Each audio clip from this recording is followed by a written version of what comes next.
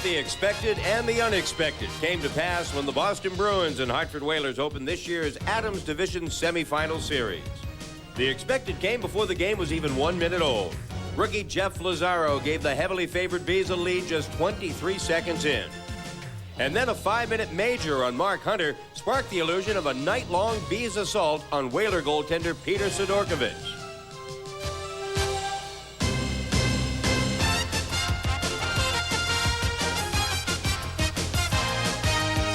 Once Hunter took a seat in the penalty box, the Bruins were surprised and outclassed by a smothering Whaler defense. The Hartford Blue Liners sparkled in Game 1, seemingly blocking every other shot the Bruins tried to put on net. In addition, the Whaler forwards did an outstanding job of checking, the frustration of their work all too obvious on many a Bruin face. Tonight, Boston will look to even the series as the teams return to the Garden Ice for Game 2. For Boston, to turn things around, they need to start with more success on the faceoff. Hartford kept the Bruins' attack off balance by controlling the puck better off the draw. For the Whalers, quite simply, if it isn't broken, don't fix it. Defense and goaltending are the keys to success, and the Whalers showed in Game 1 that they've got those ingredients to win. Coming up, it's Game 2 of the Adams Division semifinals. The Boston Bruins and the Hartford Whalers, and it's live on NESN.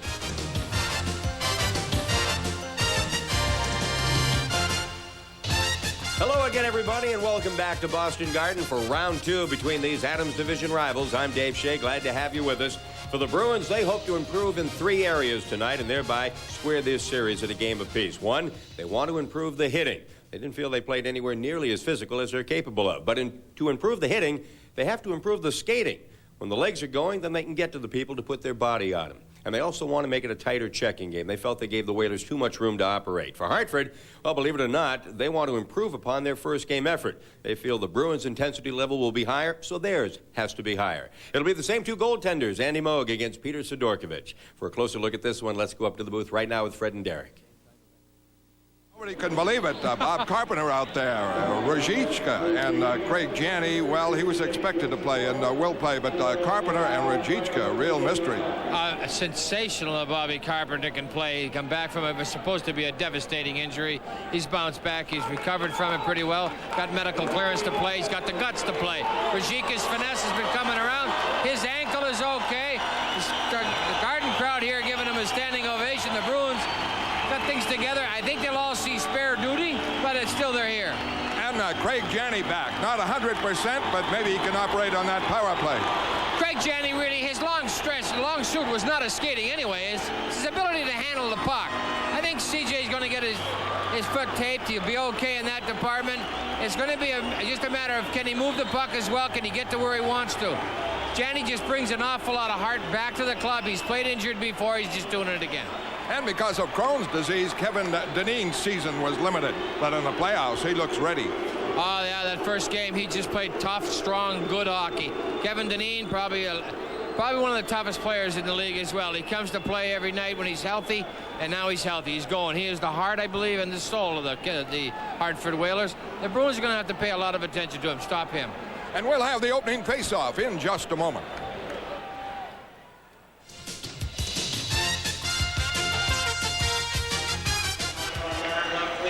Well, welcome back to Boston Garden, everybody. We're just about set for tonight's game number 2 between the Whalers and the Bruins. The teams have taken their place along their blue lines, and Rene Rancourt is at center ice to sing the national anthem.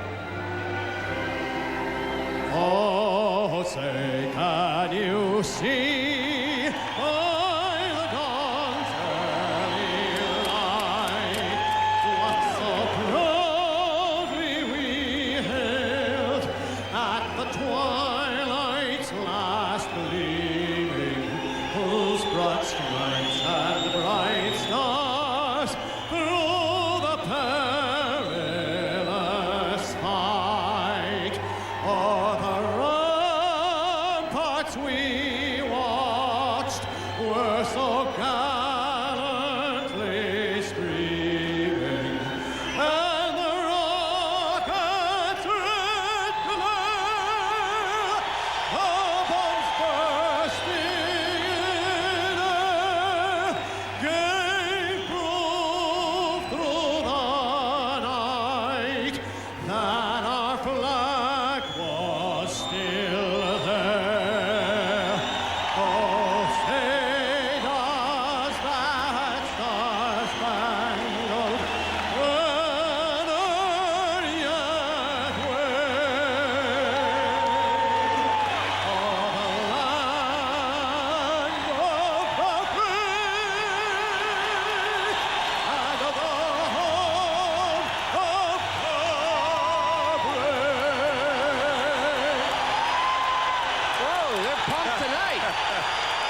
Well, Rene just gave him the get pumped sign.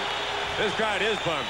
You're looking at Ron Hogarth, your referee tonight. Gordy Brossiker and Mark Perret will be the linesmen. The backup official, standby official, is Dennis LaRue. And there's Peter Sidorkovich back in goal again tonight for the Hartford Whalers. 9 starts in a row over 2 postseasons for Sidorkovich.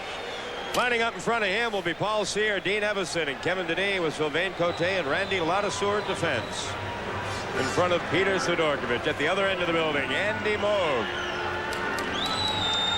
Moog with an outstanding performance against Hartford during the regular season, hoping to regain that groove here in game number 2. In front of him tonight will be Skriko, Hodge, and Sweeney, with Wesley and Bork at defense. In front of number 35, Andy Moog. And we're set to go. Let's turn it over to Fred. Hodge against Evanson for the faceoff.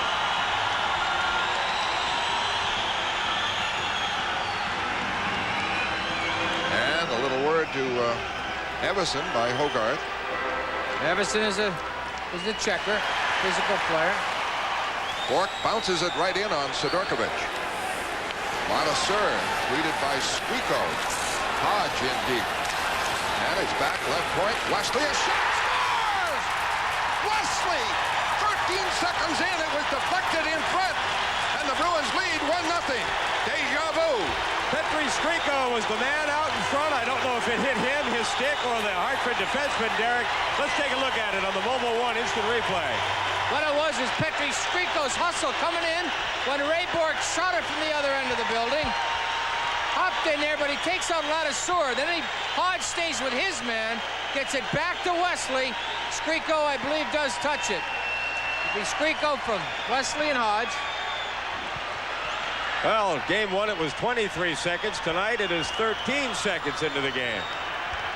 And you know what? The Bruins won the opening faceoff. Faceoffs was something they were miserable at in game 1. Already they're ahead of themselves in that department.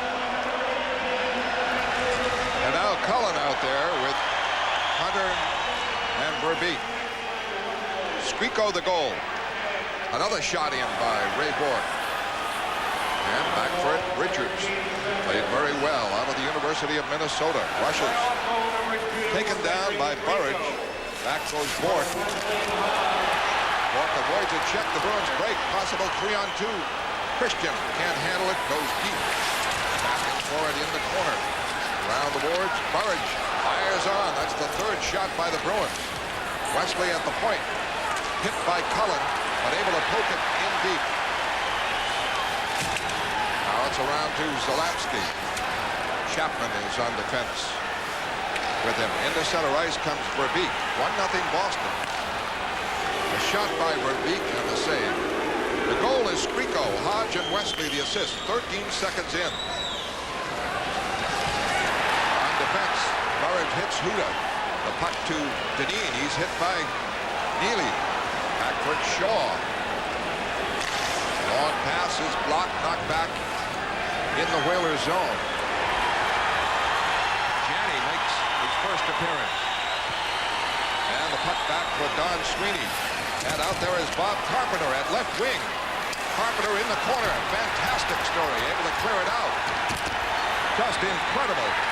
In the center ice, Galley trying to move it. The fans still reacting to Bobby Carpenter's appearance. Neely is at right wing. Carpenter in the forecheck. And Neely. And Neely goes down. Carpenter trying to get it. Neely back up. Neely off the corner. Puts it in front. It is Janney reeling back to Galley. Galley's shot blocked by Sear and fed out. Carpenter a force already in his first shift. Don Sweeney is rattled down on a hard hit by Kevin Deneen. The Bruins break it out, leading 1-0. Bob Sweeney going deep on Ladouceur, puts it in front. Janney in front again. And the shot by Skriko went wide. And a penalty coming up as Janney was taken down. Another shot. A save on Ray Bork, who's in deep. Bruins battle furiously, and now they will go on a power play. Well, let me tell you, the Hartford Whalers are besieged. The Bruins, I've never seen a hockey club so up for a game. They are just coming right after each other, one on top of one another. You don't think this club feeds off this crowd? They were standing when it was announced before the game that Carpenter and Ruzicka and Janney were all dressing, and they've just escalated from there. You make a lot of decisions as a coach. Mike Milbury, they could have been second-guessed till the cows came home, but putting Carpenter in the lineup, he took 2 wicked checks, stayed on his feet, made the play out of the end zone on the other end of the building. Here's Huda starting with the cheap stuff. Anything to get Carpenter off his game. What an amazing story. Composure on both sides. They've let things go. Hogarth let the high stick on Bork go earlier. And it's Cote, 2:32, tripping. First power play to the Bruins. Ruzicka makes his first appearance since the ankle and left ankle and later an operation, and he wasn't expected at all. Nobody mentioned Ruzicka. But he's been skating. Now that pass fooled Hogarth. Nice play by Ruzicka to the curling Neely. And Hogarth got in the way. Power play Boston. Ruzicka in the center ice. Drops it for Janney. Flipped in. Sidorkovich trying to clear it around. Does. Wesley able to keep it in. Right point blocked. Janney steals. Can't convert it. It's kicked in by Wesley for a shot block. Gets it again. A shot save. Rebound. Ruzicka. Sidorkovich the story. Bruins are up to 6 shots already. Over to Bork. Bork to Janney. Janney in front. Neely can't get it. And Yates able to clear it out. But a much better power play than the Bruins had in that first game when they had a 5-minute advantage. Well, they got their quarterback back, Fred. That makes a big, big difference. Bork snaps it in. Neely goes for it. Back to the point to Bork. Shot wide. He was looking for a pass there. Wrapped around the boards. Bork trying to keep it in. Does. Beautiful play to Janney. Up for Hodge. Back to Janney, the quarterback. Fakes, moves in, shot to save by Sidorkovich. 7 shots by the Bruins. 25 seconds left on the power play. And Zalapsky able to clear it. All right, the Whalers didn't kill this one. They survived it a little bit. Bruins are skating. This could be a good game. Galley wraps it in. Kept in by Squeako, who has scored the goal 13 seconds after the opening drop of the puck. Away comes Christian with Poulin. For Poulin, shot just wide, wrist shot. One of the best chances for Boston. Puck cleared. Squeako knocks it down center ice and wraps it back in. 1-0 the Bruins. Full strength Hartford. Ladouceur trying to come out. Bruins right on top of the play. Squeako wraps it in. Huda up the middle now. Play broken up by Burridge. Now taken over. Shot to score by Hunter from 50 feet. He fired one. The second shot of the game by Hartford to tie it at 1. Mark Hunter unloads a tremendous shot here. And what he's got is Moog moving across. The play was broken up at center ice. Everyone in the building thinks it's a dead play. Hunter stays with it right here. There's the shot, just took off. When they sail on you like that, that's the speed that Andy Moog gets to react. This is the slow motion part of it, but from 60 feet, just gets up over the hand. Wow, Bruins got to continue to skate the way they're skating. Don't let that bother you. This Hartford club, boy, they are resilient. They were under fire, and they withstood the storm, and now it's an even hockey game again. However, the Bruins are playing much better than they did the other night. For sure. And that's the key. Mark Hunter from Ladouceur at 5:08, a 55-footer. Bork fires in. Lazaro, the shot on the rebound off the boards to prevent the icing, and he missed the net. Now back for it is Richards. Forced to clear it out with Lazaro moving on him. I can't believe they're not going to call this icing. Bork trying to move it away. It's intercepted, not back in by Holik. Bruins clear it out. And Richards takes over. Now Sanderson, the rookie, gives it off for Holik. Holik gives it right in. Missing it, but a great chance there. The McKenzie was in full. For McKenzie, he missed it. And it's all the way back to Richards. Now McKenzie flips it in. McKenzie had a great chance. In deep, hard hit. Salapsky trying to get it, broken up. Halik was hit hard, broken up by Bork. And the puck knocked back. It is 1-1. Skriko for Boston. And Hunter pass to Krieger is offside. Boston 1, Hartford 1. First period on NESN.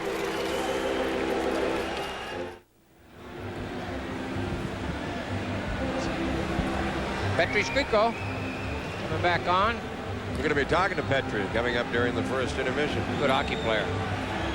Coming on strong at the right time of the year. Smart, tough. What a difference having Craig Janney back makes. He runs the whole show off that right wing board. He really just runs the power play here. He tries to find Neely and Ruzicka. He was looking for Neely. That was too quick for Ruzicka. And the Boston line is Hodge out there now with Skriko and Bob Sweeney. Everson with Sear and Deneen as Mike Milbury has the last move. This is Everson line is the one that Rick Lee wants to put on against the Janney line. Montesour skates it out. Wrap back in. And a little jamming and face-off call. How about Petri going over giving a lot of service shoves, saying, "Get off my teammate." Petri Skriko, you know, we did Vancouver over the years. We featured him in the pregame on many occasions. And he's a tough, gritty player. Keeps a stick to himself, can fight, doesn't have to, but just brings a lot to it. There we are on the Stanley Cup logo, new addition to the Garden Ice. And the face-off back to Ladouceur. He's on defense with Cote. It's a hard hit from Bob Sweeney. Hit by Wiener here. And the gate open, and the player, Krieger, was knocked right through towards the penalty box as that gate gave way. He looks okay, though. He's all right. I tell you what, give you a fright, though.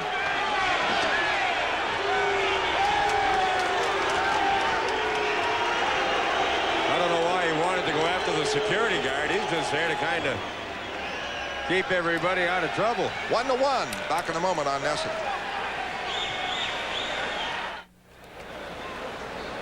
Some hit by Jim Weimer.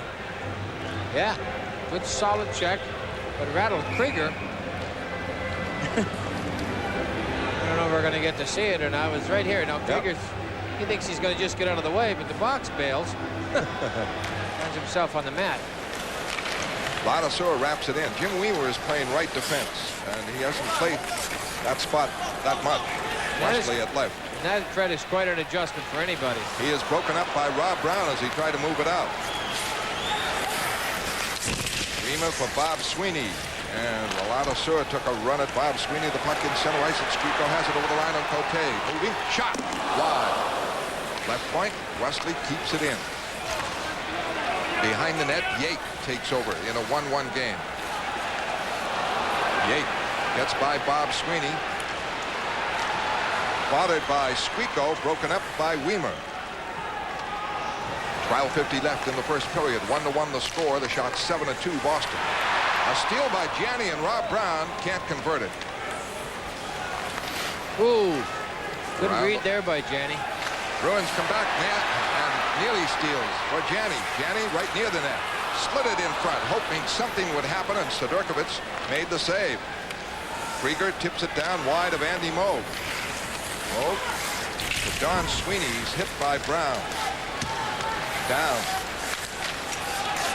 Bruins, I think, are going with 5 defensemen. That's all they've dressed. Don Sweeney works it out to center ice, but it is wrapped back in by Huda. Galley winding up. And out goes Don Sweeney for taking down Everson, and Hartford will have their first power play. 1-1 the score. 8 minutes into the first period on NESN.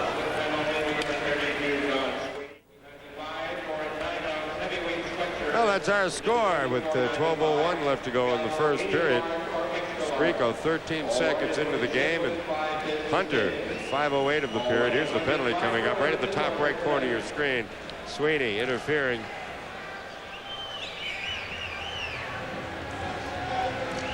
Bruins got 6 shots pretty quick. Kind of got back to a seesaw battle the last few minutes. Cullen, Verbeek, and Hunter. Zalapsky with Richards. And Hartford had good-looking power plays the other night, and they scored on 2 of them. Set up by John Cullen. And Cullen gets it for Zalapsky. Gets it back. Checked immediately. Hit hard by Bourque. Verbeek able to keep it in. Comes off the boards.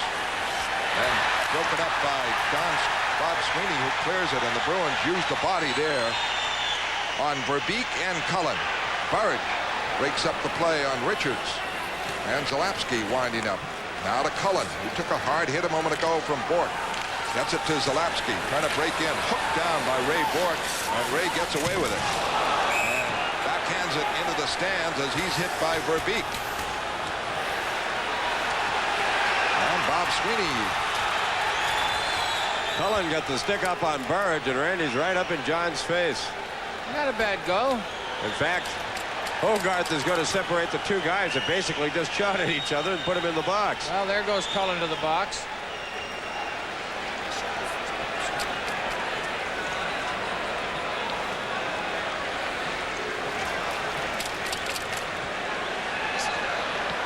Right here, that goes down low. Cullen tried to work it. Now Bourque's got him. And good, legitimate, clean hit. Spin him around. That isn't so legitimate. And Sweeney picks it up, knocks Cullen down, dumps it. So Verbeek sees that. It's got an opportunity to hit Bourque. He takes it. Can't pass it up. Awful close to boarding, though. Yeah. This copyrighted program is brought to you under pay cable TV rights granted by the Boston Bruins solely for the entertainment of our viewing audience. Any publication, rebroadcast, retransmission, or the use of the accounts or descriptions of this game without the written consent of the New England Sports Network and the Boston Bruins is prohibited. Well, the shots are 6-2 now. They took one away from the Bruins. I don't know why.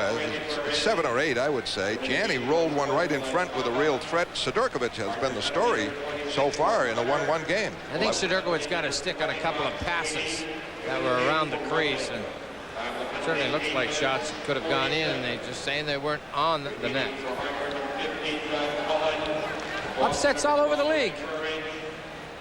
6 out of 8. Home favorites lost opening night. Yeah.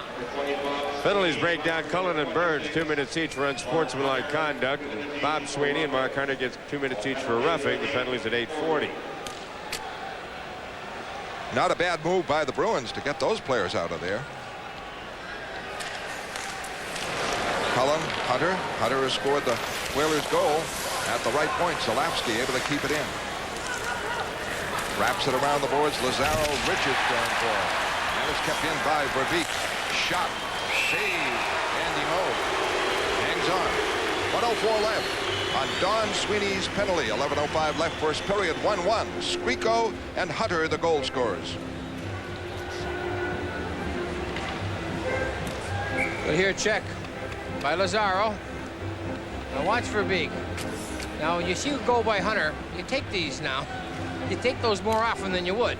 You know, you say, well, Hunter beat him from farther out. I'll take one. Andy Moe. Hunter's shot sailed.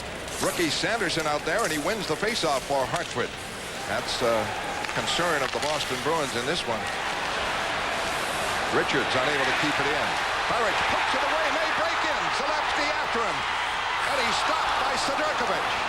Short-handed goal. Could have been a very big one. Burridge breaking in. At center ice, Bourque wraps it around. Dave Poulin, I'm sorry. I said it was Burridge. I'm sorry. Dave Poulin. Oh, a big one for Boston. Ooh.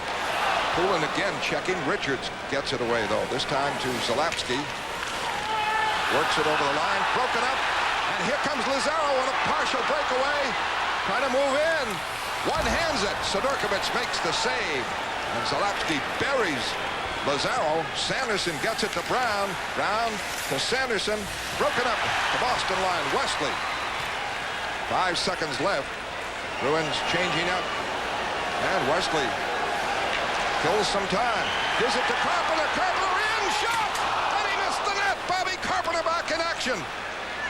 With a break in from Wesley. And the Bruins not capitalizing on superb chances. Poulin a moment ago on the long breakout. Bruins kill off the Hartford penalty very well. Just a threat by Verbeek. Ruzicka now trying to come out. Checked in the Boston zone. Weimer trying to wrap it up. Dineen scraps for Everson with it. And into the corner, Dineen. Hit by Carpenter and knocked down. Shot hit, batted away by Sear. That was a threat. Carpenter fights Dineen for it. Trying to move it up. It is stopped. It is kept in by Sear for a shot that trickles in and covered by Andy Moog with Dineen right there at the crease. How tough is Bobby Carpenter? I was just going to say, Turk, he is the toughest and one of the meanest on this club. So is Kevin Dineen. 1-1 the score. First period on NESN. To play for this team, you got to be tough, versatile, fast, and powerful. You got to be great. That's why the Bruins have GMC Truck on their team. Because no matter what you need, GMC Truck has it. Durability, versatility, quickness, power. Come see the full GMC Truck team. And right now, get a free autographed Bruins poster while supplies last. Come into your New England GMC Truck dealer today.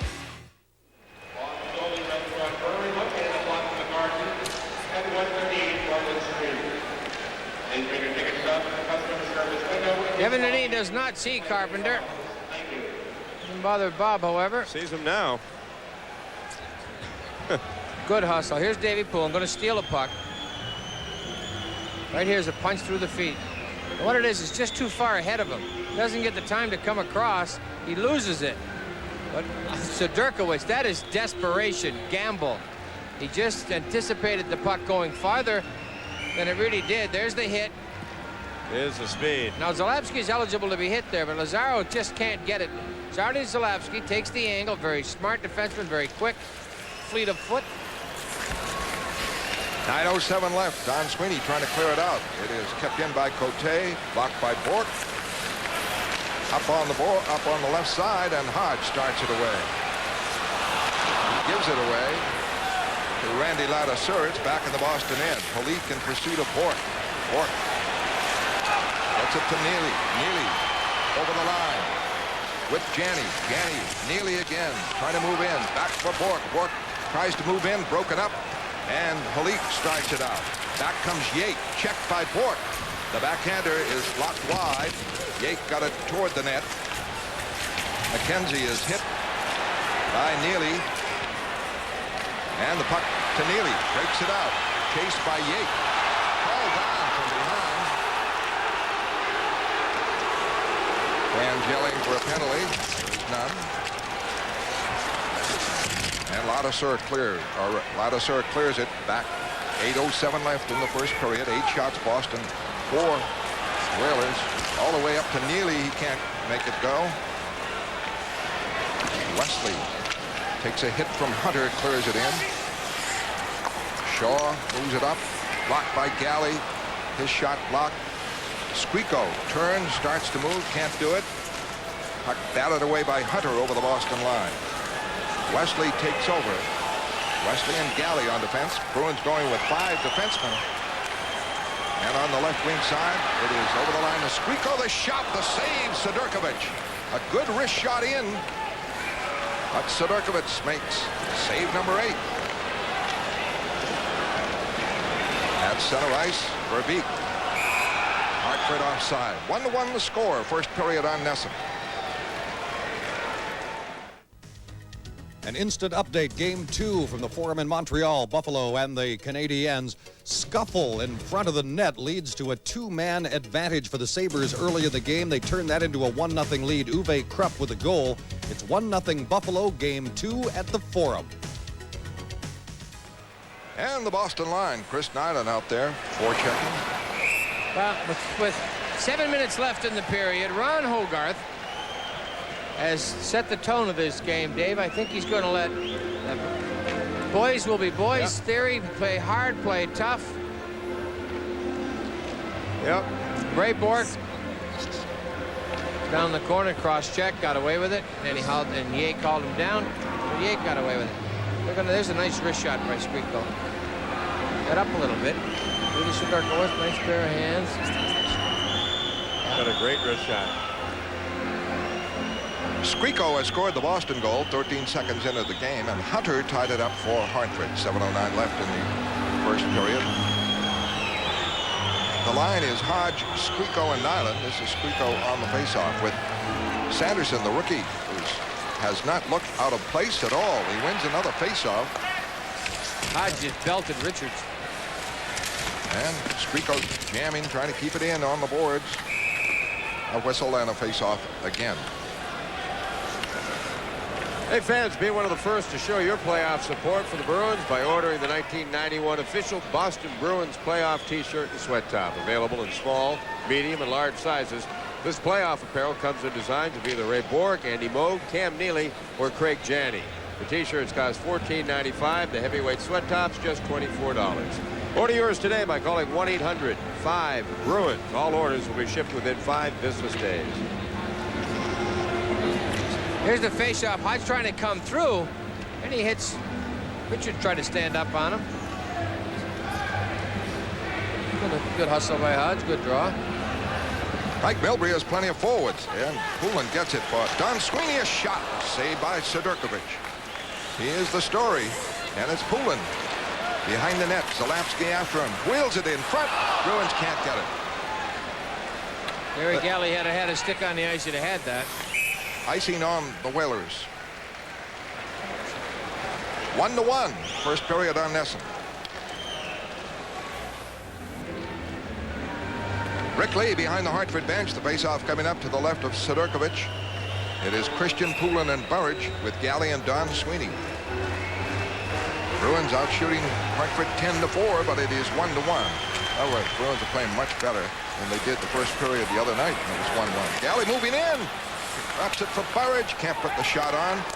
Hartford clusters well in front of Sidorkowicz. Certainly did in the third period the other night. Waits for the break. Galley a clear. Back is Cote. Cote bringing it out. Offside pass to Cullen. And Burridge tangled with Hunter. Hunter says Hogarth's not calling any of it. He's going to say, all right, you're both going.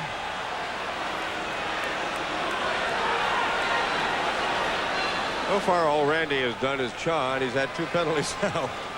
Oh, he's going to say, heck, if I'm going to keep going, I'm going to get something out of it. No, he's going to get him Burridge alone. Randy's not too wild about this, and Mike Milbury's already fuming on the other side. Well, it depends on what side you're looking at. Of course, Mike's the president of the Ron Hogarth fan club, the Boston chapter, anyway. Is he? He's got one of those ref dolls in his coach's room. You know, the ones where you, with the Velcro on the arms and legs. You can rip off the arms and legs and then. I don't know if he's got Hogarth's name on the back of it, but. And I'll tell you what's great is I played golf last year in the Bob Cole tournament up in Newfoundland, and all the officials were there. Were they glad to see you? Oh, and you got them all together. I took a beating. I bet. Oh, they were tough. Had 3 days of fun up there. They call Burridge for roughing. Yes. So Burridge is out. The second power play for Hartford. Poulin and Lazaro, the penalty killers, with Wesley and Bork. 6 minutes left in the first period. And Richards wraps it in. He has played very well for Hartford. A rookie, and kept in by Hunter. Verbeek. Cullen. Broken up by Bork. Wesley can't quite clear it. It bounces, and the Bruins get it. It's away to Lazaro. He breaks. He's over the line. Short-handed, a shot. The Bruins have had a couple of good chances short-handed. Poulin earlier, Lazaro there. Lazaro replaced now. And away comes Cullen with the moves. Over the line. Check. Puck kept in. Brown shot. Scored. No goal. The whistle blew. He hand passed it. And Brown snapped that in a flash. But it's not allowed. Hogarth had it lined up, just waiting for somebody to touch the puck. It happened to touch it with a dot to the back of the net. but he knew it was a hand pass. The puck was knocked down by a Whaler with the glove, and as soon as another Whaler touched it, it's the same thing as a hand pass. Gonna go to Cullen, I believe. Right here he gets in, he gets spun around. Now he's on the ice. And it gets poked through. There he is, knocks it down for Brown. Pulls it on the forehand and snapped it off. Off Don Sweeney's stick as well to get it up that high. About a little demonstration to the Bruins of what Brown can do in scoring. Oh, Brown can whack, and it's in. 1:17 left on the Hartford power play. 1-1 the score. Bob Sweeney and Marquardt out there. Bruins get the draw. Ray Bork trying to move it out. Marquardt is checked. Cote kept it in.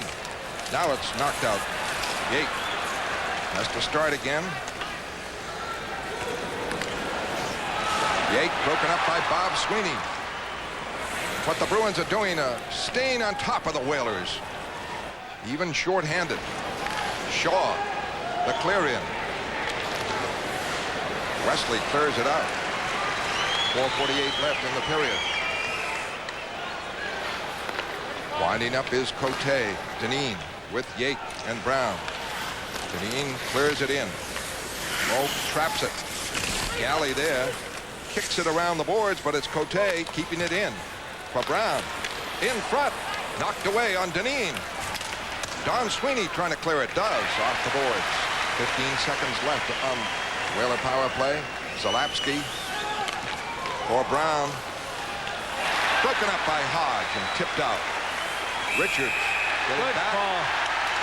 Scott Zalapski on an interference. Spun Skriko around. Petrie was forecheck it. I think Petrie took a peek to see if Hogarth was watching and then said, I think I'll help this out just a bit. Dave Shea, NHL update. All right, let's take a look at the rest of the Wales Conference Game 2s that are going on around the league. Huey Krupp with the goal for Buffalo and a 1-0 lead at the Forum in the first, but keep in mind the Sabres had a 2-0 lead up at the Forum in Game 1. New Jersey and Pittsburgh are tied up. McLean, the goal scorer for the Devils. Kevin Stevens has the Pittsburgh score, and Washington and the Rangers will be getting underway in about 15 minutes. This playoff update has been brought to you by Budweiser. Right here at center ice, Skriko right there, getting on his man, staying on Verbeek. Gets spun around by Zalapski. Hogarth saw it. Skriko might have helped it out a little bit. I think he was afraid Zarley was going to keep going and not spin him, so he tried to give that stick a little tug. Zalapski's a great hockey player. Yeah, he was really motoring on all 8 cylinders, and then he blew out a knee years ago. Well, the story of this game, the incredible return of Bob Carpenter, the return of Ujichka, not so incredible, but nonetheless quite surprising. And Janney in action. What's incredible is Bobby Carpenter just the other day said he's looking forward to training camp, and Ruzicka told me 2 weeks. It is to Neely. Over the line, hit by Sear. And the Bruins can't contain it. Bork gets it away for Galley, playing the left point. Ujichka, Janney tips it back for Bork. For Galley, shot, save, rebound, clear. As it's fired out by Huda. Good tough work there by Huda to stay on that rebound, fight Neely off for it. Bork is checked by Dineen and broken up. Janney over the line. Along the line, knocked down by Huda on a solid hit. And Dineen is able to clear it. Janney put a move on Huda, caught him flat-footed, and then Huda just stood his ground. Janney came back into him. Good check by Huda. Hodge with Bork. Off for Wesley. Wesley gains the line. He's broken up and the Bruins are offside. Sanderson, a good-looking rookie, number 13 for the Hartford Whalers, not looking out of place at all in playoffs. Not at all. It was a good, strong checking game. Whalers are doing a good job, too. When Sidorkovich makes that initial save, if that rebound comes out in front, they're making sure that there's no Bruin that can get to it. They're getting it out of there. Now, the 12-4 in shots, pretty indicative of the play. Watch Janney get a little inside move. That just stuck Huda right there in the ground. Huda going, uh-oh, and he was really fearful of getting beat. And he just threw the shoulder up and popped him a dandy. Hodge is out there with Janney and Neely, Wesley and Bork. 52 seconds left on the Boston power play. It is their second of the game. Hartford's 0 for 2. And 1-1 the score, Squeako and Hunter. Ray Bork gets around Yake. Off for Janney. Janney check. Bork trying to keep it in. Does. Gets it into Hodge. Hodge holding. Back on the point to Bork. Bork with Krieger on him. Well, Wesley shot. Deflected into the stands. Neely gets the shaft of the stick on it, trying to knock it down. Got the top part of the stick over the glass. And the faceoff is outside the Hartford line. 29 seconds left on the power play. Let's Cam Neely here step in front trying to knock this down. He reaches out with the shaft of his stick, trying to soften it. Just kind of short stroked it, dipped it high. Really quite a feat. Neely, most of the guys can do it, I mind you. In front of that net and deflect them down. Well, Hartford has slowed down that tremendous surge of the Bruins. Certainly Sidorkovich a big factor as he's looked at 12 shots. Hartford is making a lot of very quick thinking mistakes. They're moving the puck quicker than they have to sometimes. That you get that effect of that early onrush from the Bruins, and they start to, the defensemen start coughing it up. There's an example. Ladouceur gets it. He doesn't have to ice it and fire it over the boards. He just wants to get rid of it quick before he gets picked up. Six or seven right there. That is just a little lack of composure. I think his teammates on the bench were pretty pleased. Yeah, especially the spare goalkeeper, Kay Whitmer, going, what are you doing here? Ray Bork from his end. Center ice fires it in. Neely there. Broken up by Ladouceur. Cleared out by Cote. And this power play not effective at all by Boston. Just that one good shot by Galley.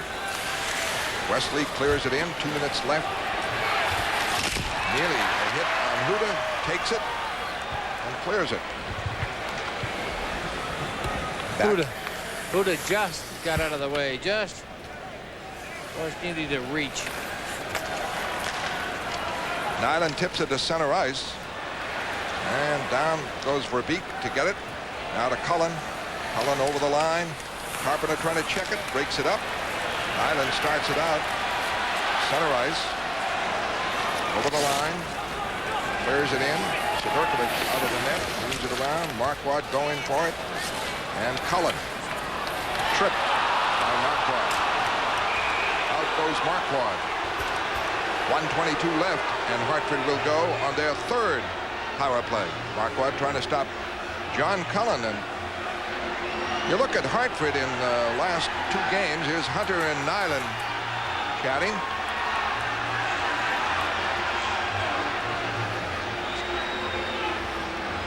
And now he knows it. There's a little curling conversation.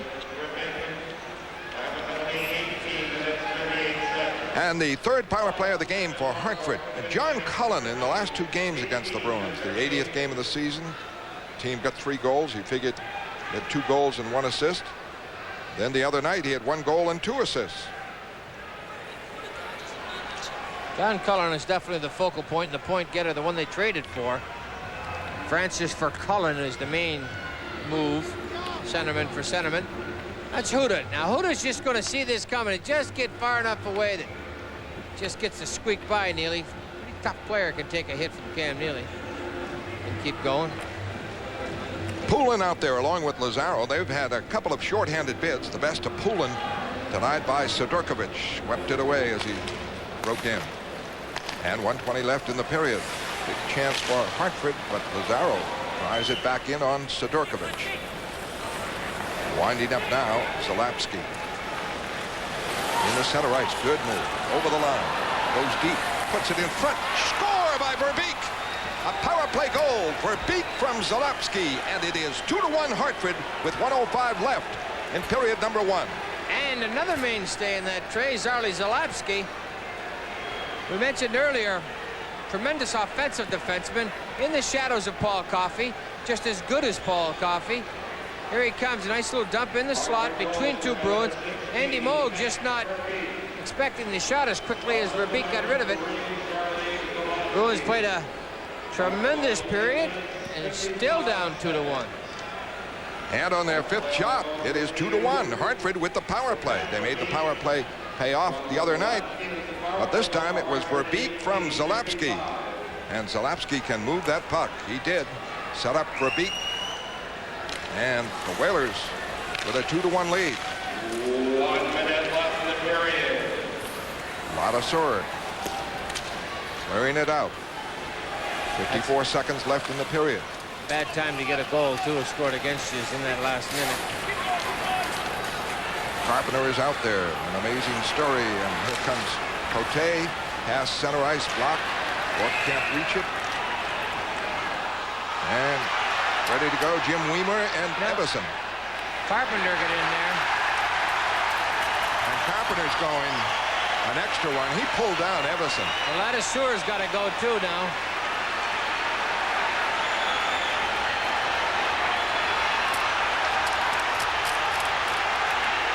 Carpenter is out. Well, there's only Everson. 39 seconds left in the period. Looks like Hartford, based on what we Well, you saw. can't afford Neely for Ladasur, not any kind of an exchange there. Well, Neely knows that the Bruins are going to be down anyway, more than likely. Weimer and Everson, and then Carpenter came and just dragged down Everson. You're going to see here a little tussle. There's Carpenter and Everson right there. There's the high stick. Weimer and Everson. That's Carpenter. Carpenter, right. Then Neely comes and just pulled down Everson. That's the problem. There's Neely, a little twist of the head. And then Ladasur returns the favor. Now he's got, this is World Federation Wrestling here. I got you. Ladasur going to kiss him there. Really isn't what he wants to do. You also don't want to let Cam Neely loose either. So Ladasur, once you got him in the arm lock, just leave him there. Hartford in front. The go-ahead goal, 18:55 by Pat Verbeek, his second of the series from Zalapsky on a power play. Cam Neely gets the extra one. He's the one who pulled down Everson. That's justifiable. Neely came in to try to straighten, which is good. You know, as far as Bobby Carpenter coming back injured and he wants to back him up, he makes a gesture on Everson, who Neely has no love lost there in the first place. Neely gets 4 minutes for roughing. Carpenter 2 minutes for high sticking. Ladasur 2 for roughing, and Everson 2 minutes for high sticking. This at 19:21. Another power play for Hartford. They lead 2-1. Boston out shooting them 13-5.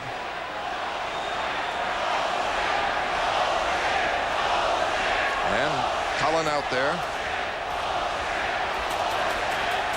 Cullen has not figured in the Hartford goals.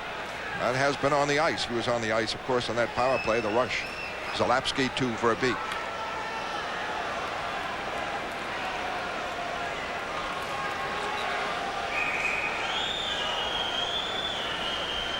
Well, they put the extra 2 to Carpenter, but it's academic. They've listed Neely for 4 minutes.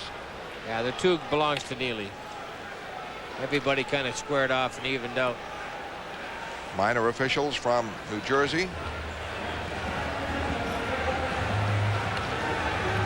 And a long delay.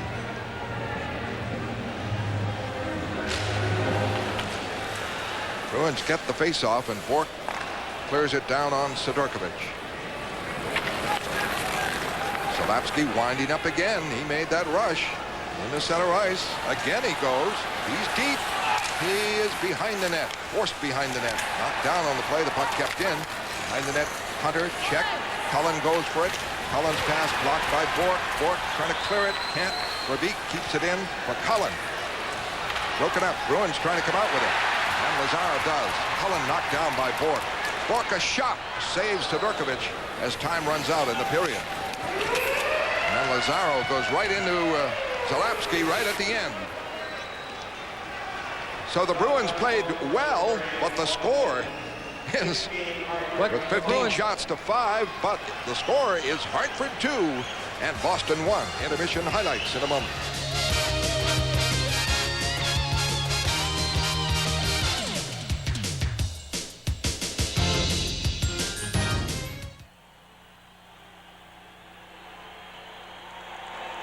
Boy, oh boy, will you take a look at this? Way to go, Reg! Let me see. Hey, guys, look at what Reg has got. And not bad, eh? It comes with a free 1990 Bruins highlight video featuring yours truly. Yeah, I heard you can also win things. Like what? Like game tickets and trips. And you get a discount at the pro shop. Now, take it easy, guys. You'll get to see it. Hey, it's a real Bruins MasterCard? Yeah, good anywhere in the world. Can I say? guys. Give me To apply, call 1-800-432-GOAL. I want to see it. Until I get some room.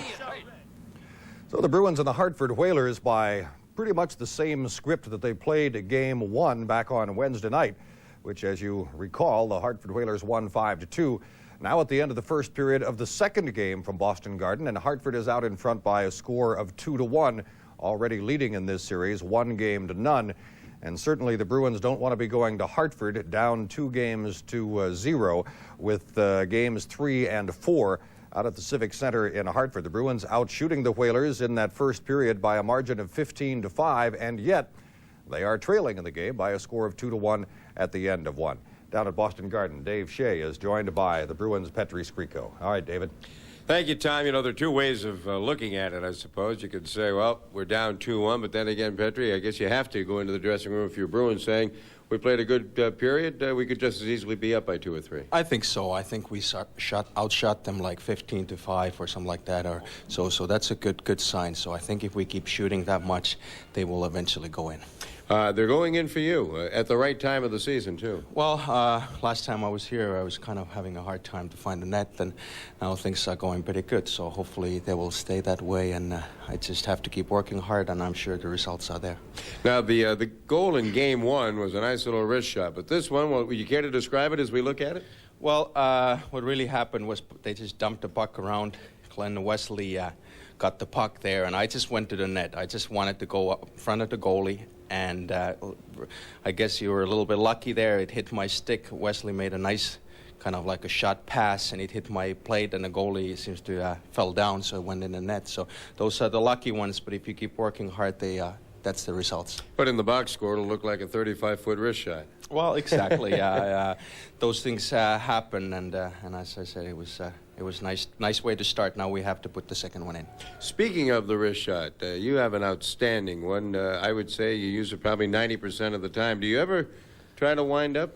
Well, not really. As I was a young player back in Finland, I had a couple of heroes who had a great wrist shots, and I wanted to have same way they did, and I just keep practicing, and I guess I never really practiced the slap shot, and I find that I'm a fairly good skater, so I can get always closer and take the wrist shot instead of winding up with the slap shot. So you don't see me very often shoot that. Do you try to use the defenseman as a bit of a screen with that?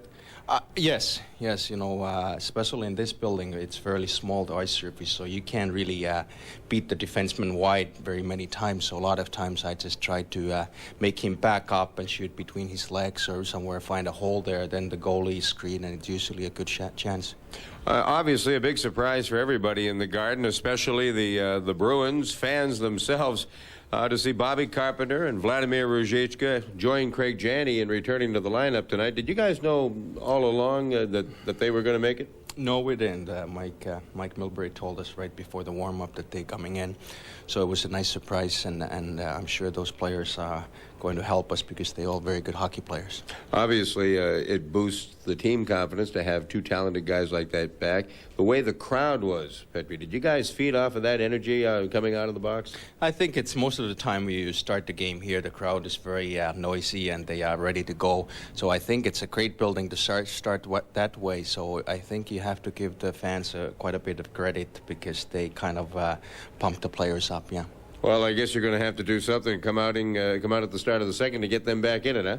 Yes, there's a lot of hockey left, as I said, and we've outshot them, so if we just keep shooting and shooting, they will go in eventually. All right, Petri, thanks for coming on. Thank you. Petri Skriko, Tommy, back to you.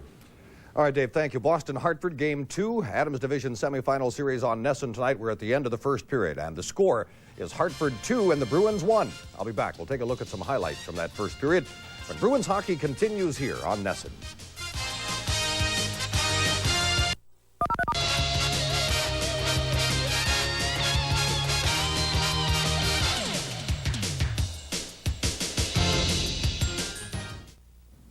So it's Game 2 all around the National Hockey League in the playoffs tonight here in Boston. The Bruins and the Whalers. And the Bruins In a come-from-behind situation in the playoffs for the third straight year, it is the same goalie matchup as Wednesday night. Sidorkovich for the Whalers, Andy Mogan there for the Bruins.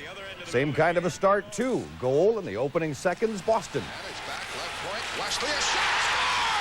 Same start as game one. Of course, Hartford came back to score the next three in that one on Wednesday night. Same script. Now taken over. Shot and score by Hunter from 50 feet. Tie game at 1, first period. Bruins get shorthanded now. Don Sweeney for interference, and Dave Poulin breaks out of the pack for a one-on-one with El Cid, who makes a big save. 18:38 of the period. Marquardt for tripping. And the Whalers capitalize for a power play goal. In the center ice, good move. Over the line. Goes deep. Puts it in front. Score by Verbeek. After a raucous start, the crowd really into it, got kind of quiet at the end of the period. Skriko, 13 seconds in from Wesley and Hodge, 1-0 Boston. Second of the playoffs for Skriko, and then the two for Hartford. Hunter on that 50-footer at 5:08 from Ladouceur tied the game at 1-1. Then the power play late in the period, 18:55 by Verbeek from Zalapski. The Bruins 0 for 2 on power plays, while Hartford was 1 for 4. Boston, 8 penalties for 16 minutes. Hartford had 6 penalties for 12.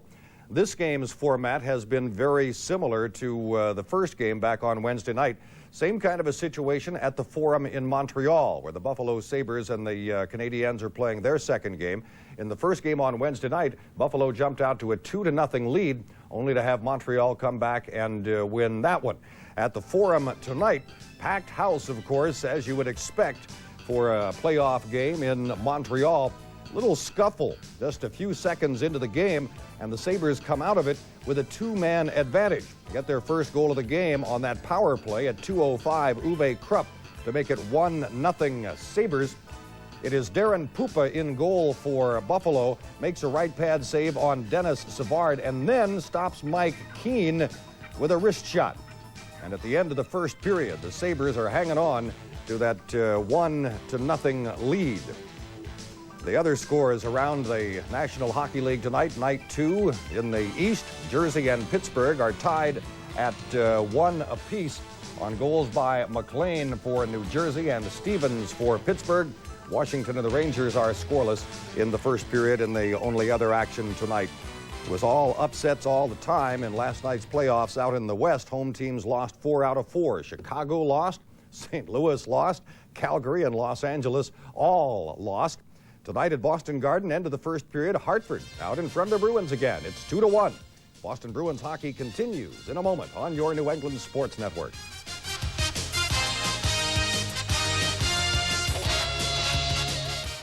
Now, at this point in each of NESN's telecasts during the playoffs, we're going to be looking at some of the highlights, some of, I guess you'd say, the milestone moments during the regular season of 1990-91.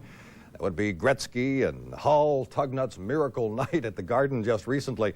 Here's another collection of memories with the score. Hartford 2, Boston 1 at the end of 1. When you talk about achievements this year or any year in the past decade, you know that Wayne Gretzky is going to be on the list. It was another banner season for the Great One. He led the league in scoring, so what else is new? The 9th time.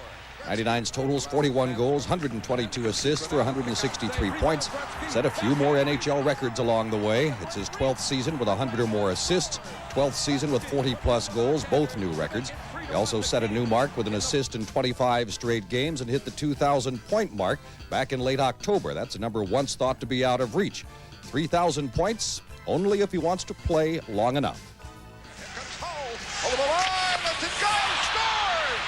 Brett Hull, right wing side. Blues sniper Brett Hull stung the opposition for 86 goals this season, the third most ever in one season. Somebody's going to get 100 one day or another. The Golden Brett may be the one to do it. Hats off to Detroit's Steve Yzerman. The Red Wings scoring machine hit the 50-goal mark again. 5 veteran NHLers hit the 1,000-point mark. Michel Goulet of Chicago, the Oilers' Mark Messier, Paul Coffey of Pittsburgh, the Kings' Dave Taylor, and Howard Chuck of the Sabres. Chicago Blackhawks won their division, and the President's Trophy thanks in large part to the goaltending of Ed Belfour, who became just the 4th rookie to lead the league in goals against. And who can forget that night, Ron Tugnut in goal for Quebec. Out of it comes Hodge. Janney back in front. Pope, loose, Hodge. Score!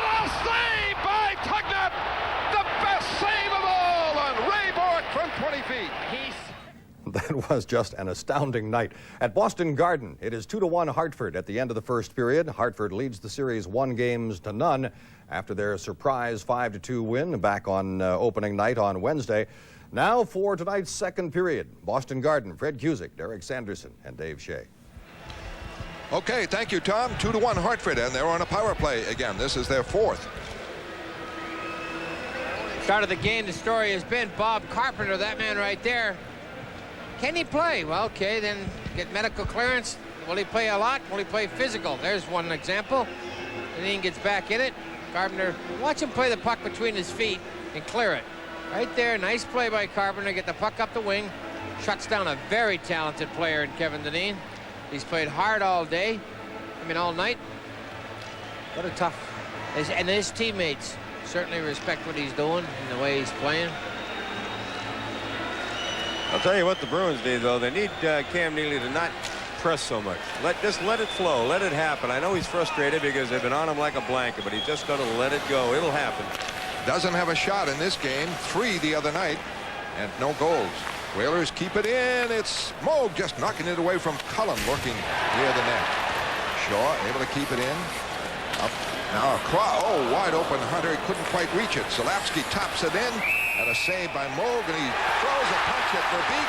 Bruins will be 2 men short. Boy, I'm going to send them both.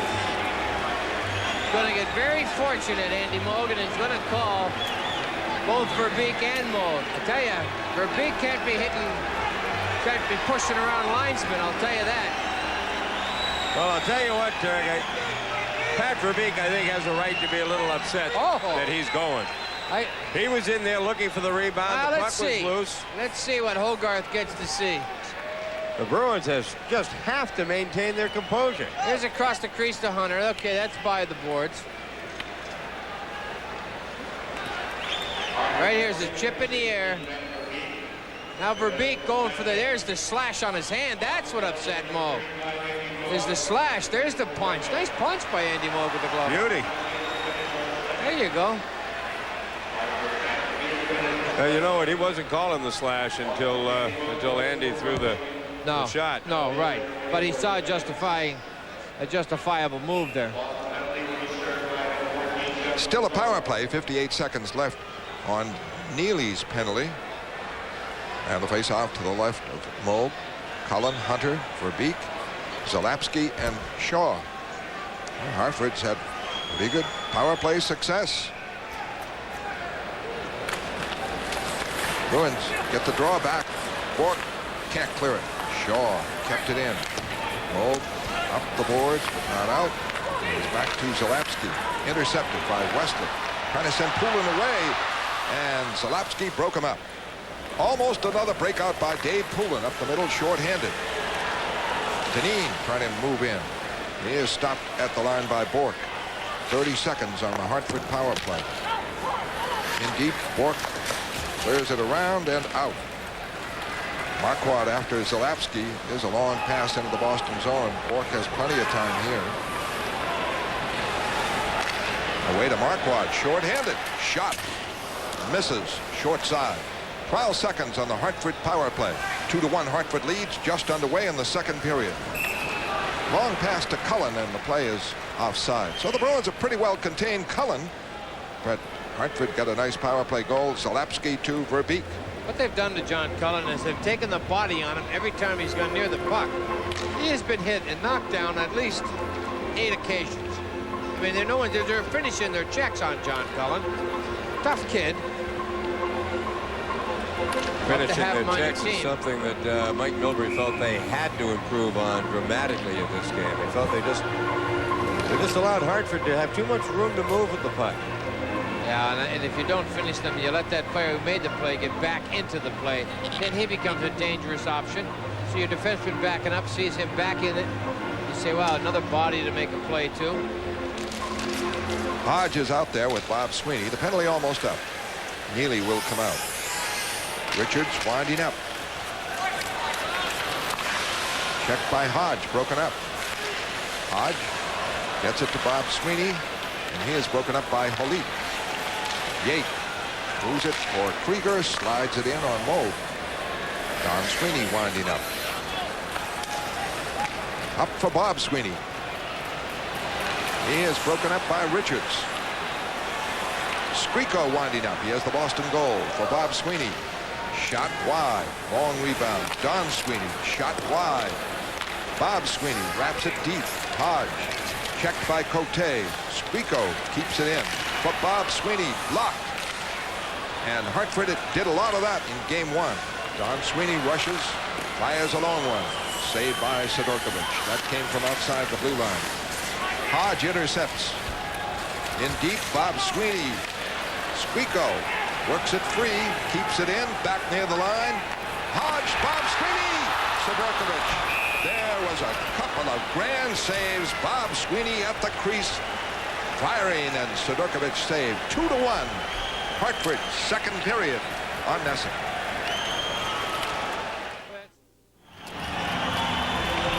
Skriko playing a great hockey game. He's getting better every game. Nice play down in the corner. Bob Sweeney in front all alone. Right now, Peter Sidorkovich is playing very well in that. Not much better than he did in the game one. Here's an all New England line. Carpenter, Nyland, and Janney. And a couple of Greater Boston kids in Nyland and Carpenter. Oh, Bobby Carpenter's the story. Vladimir Rizika is only seeing ice time on the power play, but the applause for Carpenter as he moves for the faceoff against Sanderson. Sanderson wins it. Huda slides it out. Nyland's pass blocked. Shaw drops it over the Boston line. Galley and Sanderson. John Sweeney. Way to Nyland. Janney was hit immediately and stopped on the play by Verbeek. Galley wraps it in. Shaw with it. He is hit by Nyland. Puck cleared. Don Sweeney kills some time. Puck wrapped in. And Shaw fires it up to Verbeek. Verbeek has the go-ahead goal in the game. A power play goal. Hunter scored earlier, and Skriko for Boston. Sanderson rolls it in. Knocked away to Galley by Mold. Mold intercepted by Cote. Right back with Verbeek. Broken up by Burridge. Possible breakout here. Burridge with Janney. Over the line. Broken up. Nyland had hopped over his stick. He couldn't get it. Bruins trying to come back again. No opening for them. Marvelous checking by Hartford. And save for that thrust by Bob Sweeney. Here is Cullen intercepting, walking in, and losing it. Gary Galley got the sweep check on him. A shot here by Hunter deflected into the stands, and Cullen almost gave Hartford a 2-goal lead. There's a little pat on the pads for Andy Moog. Gary Galley made a mistake and made up for it. Well, Gary probably felt compelled to be the one to stop John Cullen. Right, oh, very compelled. Wing to wing. Oops. Uh-oh, what have I done? Now he comes in. Galley's going to go down, and he's going to come across. There's the sweep check. A valuable weapon. Expertly used there. And the face-off in the Boston zone. 2-1 Hartford. Second period. 4 minutes played. Bruins scored first, as they did in the first game. This time 13 seconds into it. Skriko. But at 5:08, Hunter, a 55-foot slap shot, made it 1-1. Verbeek on a power play made it 2-1. Cullen and Poulin on the faceoff.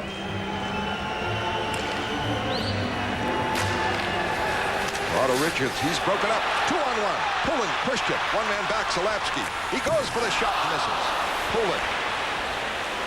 2-on-1 for the Bruins. Right back. A drive here. A beautiful save on Hunter. Oh, he smoked that one. Cullen is broken up by Christian. Bruins break again. A lead for Weimer. Weimer, a shot wide. Sidorkovich pokes it deep. Burridge hustles for it. Behind the net, Christian coming out with it. Backhander, a save. A jam. A save. A big scrum off to the left. And the Whalers, Hunter trying to just glove it. Foils the play. And Richards able to clear it out. Sidorkovich the story. Bruins with 18 shots to 9 for Hartford, but Hartford leads. Great hustle by Randy Burridge, and this shift has gone unnoticed, really. Wesley gets it across for Bork. Bork loses it as it's kept in by McKenzie, and he fell down. Around the boards, interception, Cullen. Dropped it outside the line, though. And Ladouceur knocks it back. Broken up by Bork. Cleared away. Bork taken down by Dineen. Wesley taken down by Sear. As Hartford, a very determined team, leading 2-1. Here's Wesley trying to keep it in with Hodge. Hodge has it knocked away. Evison back to fire in.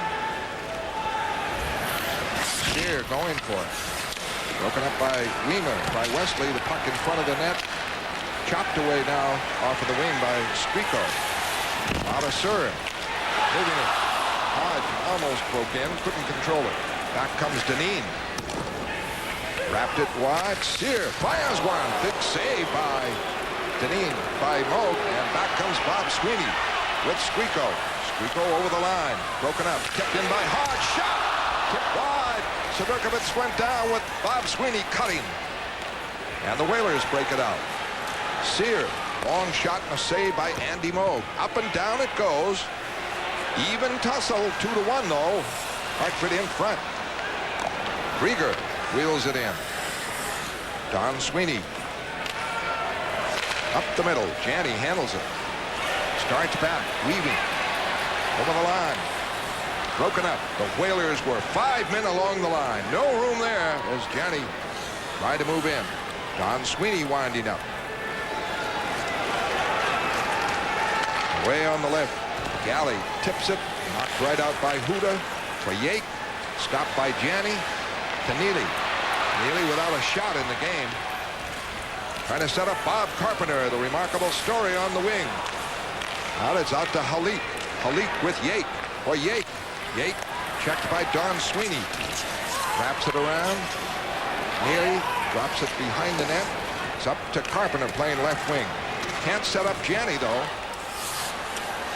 And you got to say the Whalers are playing superbly with that 2-1 lead. Dineen tried to line up Don Sweeney. He evaded him. Puck kept in by Zalapski, left point, wrapped it around. Carpenter trying to move it out. Now Galley starts it out to Janney with Neely. Over the line. Flipped it through for Galley and hopped over his stick. Neely with it near the net. Broken up. Gets it again. Now to Janney. Janney looking for Lazaro. Or Galley. Galley flips it in deep. And Galley taken down. A power play for Boston with a holding call coming up against Hunter. It is Hartford 2, Boston 1. Second period on NESN.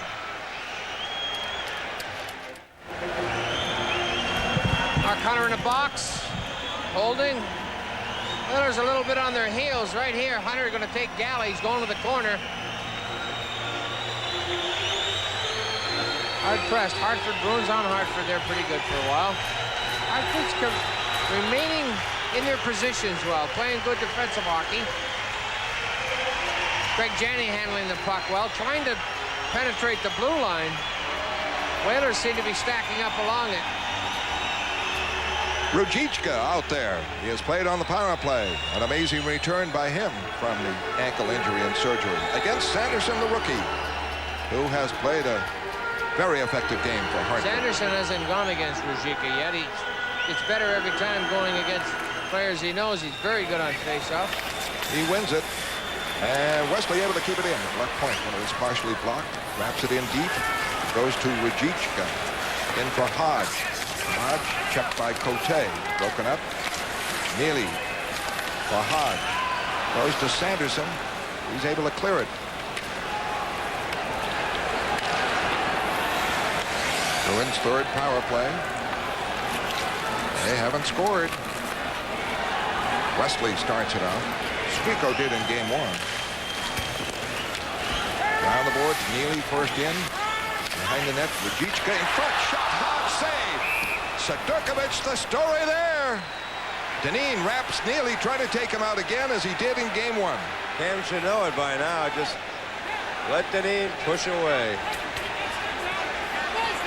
Tom Larson has an NHL update. Tom? All right, David, from the Forum in Montreal, Buffalo had jumped out to a 1-0 lead, but here in the second period at 5:09, Brent Gilchrist scores for Canadiens to tie the game at 1-1. They have since, we understand, added another one. It's now a 2-1 lead for Montreal. What great hands by Ruzicka in deep. Gives it right back to Hodge. Right here. Very few people can make that play. Sudurkowitz's legs weren't even closed. He just never found the opening. There's a penalty. No call. A lot of the chippy stuff is being let go. Both teams know that. Well, Cam did a good job that time of just letting Dineen huff and puff. Sanderson and Hodge. Bruins get it. Janney for Hodge in deep. Neely behind the net. He's checked around the boards. Bourque able to keep it in for Wesley. Wesley just able to wrap it in deep. Banged around the boards. Wesley can't contain it. On the clear out by Shaw. 58 seconds left. On the Boston power play, they trail 2-1. 11:10 left in period number 2. Bourque wraps it in. Kept in by Neely. Along the line for Janney. Janney is taken down on the play by Sear, and Evison clears it. Boy, the Whaler penalty killers are doing a phenomenal job. Their timing is A1. They've been jumping on the Bruin point men just as they get the puck, not giving them any time to even look. Here comes Neely from Bourque. Lets it go. Scores! Cam Neely on the power play from Ray Bourque to tie it at 2. Did you see that? No, I don't think no. I didn't. Much like Mark Hunter's shot, a pure shot by Cam Neely. On a kind of an average run-of-the-mill power play, he just unloads one on the right side. Now the Whalers are going to be saying, well, what do we got to do now? Outside, top of the circle. That never hit the stick either. He just put it there. Wow. Let's see if it hits the stick. Ladisura gets close. Yep, oh, it did. Just enough. Thank you, Randy. That was his first shot. Here comes Don Sweeney with a threat over the line.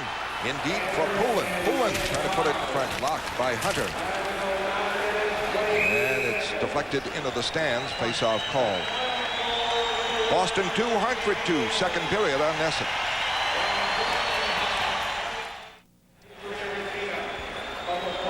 Cam Neely. That ought to get him fired up a little bit. Right here. A little better. This is real time. What a goaltender going to do about that? Absolutely nothing. That's just to change his direction just the slightest bit. At that speed, you can't move your hands in time. You can't blink. You hope it hits you. Cam Neely from Ray Bourque and Ken Hodge at 9:22. A power play goal. The Boston line is Poulin, Christian, and Burridge. Don Sweeney and Galley. Bruins going with 5 defensemen as they dress Carpenter. Ruzicka back for Don Sweeney. In a screen, a save. Rebound Galley, a shot, a save. Sudurkovic. He was ready for that. Galley keeps it in again for Christian. Puts it right on. There's 3 by Sudurkovic. I thought Don Sweeney had waited a little too long to get rid of that shot, but son of a gun, he hit a beauty. He took the time to make sure he was going to hit the net. What he had was nobody coming to him. The Hartford Whalers back on their heels a little bit. Big thing is win this draw. Dave Poulin picks it clean. Cullen, who rarely loses one. Now no one coming to Sweeney, gets time to tee it up. Just snap the wrist shot. That hit the knee of Sudurkowicz. Here's Galley, the big shot. Rebound comes up. Randy Burridge is going to kind of kill this at the blue line, forcing Cullen to cough it up. Galley gets it. It goes to Christian, who can't find Burridge in the slot. He was the play. Opted for the wrist shot instead. Timeout called. That would be Rick Lee. He can see it. Bruins are taking this game away from the Whalers somewhat. Out shooting them 2-1, 23-11. So 2-2 Boston. Back in a moment on NESN.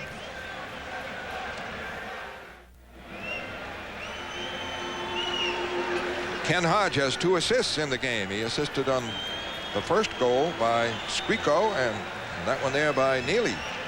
10-10. We're halfway through the game. 10-10 left in the second period. Bruins with 8 shots in the second period to 6 for the Whalers. The incredible return of Bobby Carpenter. Back for Neely. The shot blocked. Went wide. Never reached the net. And Richards moves it around for Hunter. Out to center ice. Stopped by Bork for Janney. Janney broken up.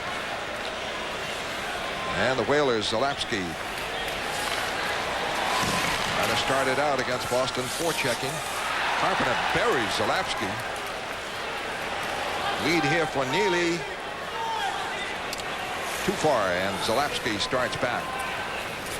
Carpenter has not only played the game, but he has played it with vigor, intensity. And he has been hitting. In deep, Cullen steals. Cross in front. Broken up. Backhander. Just blocked. And the Bruins just able to clear it. Oh, that was so close for Hartford. Back comes Janney. Janney to Neely. Neely for Janney in deep. Checked by Shaw. Broken up. Fought for in deep. Carpenter can't get it. And away comes Kevin Dineen. 3-on-2. Clear cut. Off for Cullen. Cullen. Shot. Save on Verbeek. Oh, that was low. Here comes a 3-on-2 Boston. Carpenter over the line. In for Bork. Bork check. Goes behind the net. Gives it to Janney. Janney for Bork. Shot. Blocked wide by Sidorkovich. Great chance. And the Whalers had a dandy for Verbeek. And Moog came up with a big stop on a 3-on-2. Galley. Away for Lazaro. Lazaro in. And he fails to score. How he missed it. He cut in front brilliantly. Lazaro up the right wing side. Away comes Cullen again. Gets it to Dineen. Broken up. Bruins back.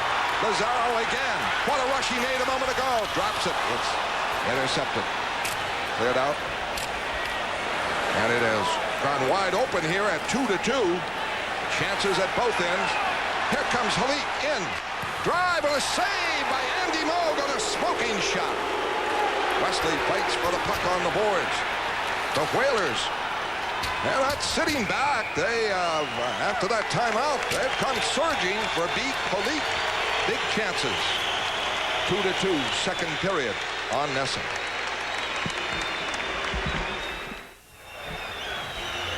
Jeff Lazaro's speed a factor in that last flurry. Right here, he just blows by Huda, just kind of waves at him, but he gets in front, he gets it poked away just at the last second before he could pull it onto the forehand. An excellent play. I believe it was Shaw. Down against the boards later on in the shift, got hit pretty hard. Say right now, Jeff Lazaro, a little winded, boy. He went hard for a long stretch. Skriko scored the first goal. Hunter, Verbeek for Hartford. Verbeek a power play. And Neely a power play to tie it here in the second period. It's been a dandy, this second one. Second period. Yake against Hodge. One for Cote. Cote unloads, save. Whoa. Bruins forced to just fire it out. Icing. Galley cleared it away. Well, Red Sox fans, the wait is almost over. It's just 3 days until opening day, and after this weekend series in Washington, D.C. against the Orioles, the Red Sox will head to Toronto to kick off the season against the Blue Jays. And of course, we'll bring you games 2 and 3 on Tuesday and Wednesday live from the Sky Dome. Bob Kurtz will kick off the broadcast with Red Sox Digest live at 7 on both nights. Then it's Red Sox Baseball live at 7:30. NESN, your ticket to Red Sox Baseball. Jeff Lazaro down the left side with Zalapsky. There's the elbow in the head. That's been let go all night. So it's tough out there. It's no day at the beach. Both teams really using the elbows, the high sticks, and the bodies here. The Whalers have outshot the Bruins second period 10-9, but Boston has tied it up. Around the boards, Carpenter with it. Knocks it away, and Don Sweeney breaks. Don Sweeney over the line on Cote. Taken to the boards. And the Bruins can't use too many rushing defensemen. They're going with 5. Here's Hodge in the corner. Now Skriko hit by Ladouceur. Hodge checks the play. It goes into the stands. The face-off in the Hartford zone as the Bruins were aggressive there with 7:18 left here in period number 2. Good hustle. Bobby Carpenter being used on face-offs, especially in the defensive zone. Ken Hodge, who had that duty for a long stretch, has gone a little cold in the face-off department. It comes and goes. Bobby Carpenter's focused there. Bobby Sweeney lost his helmet somewhere along the way. Already a lot of sore. I thought it was interference. He knocked down Sweeney before the puck got there and then sat on him. Sweeney looks good without a helmet. I like that. You don't see it very often anymore. What, there's a half a dozen guys There's now? only a couple of us left. Carpenter out there with Janny and Neely. Carpenter on the faceoff to the left. And he wins it for Bourque. Bourque moving in. Shot is blocked. And the Whalers break it out. Long drive in by Polique. Wide. Bourque with it. Trying to get away from Krieger. Spins away. Up for Carpenter. Pass blocked. And Everson flips it back. Weimer breaks it up. Off for Bourque. Janny. Neely. Neely. Janny trying to move, and Everson checked the play. It is 2-2 in the second period on NESN.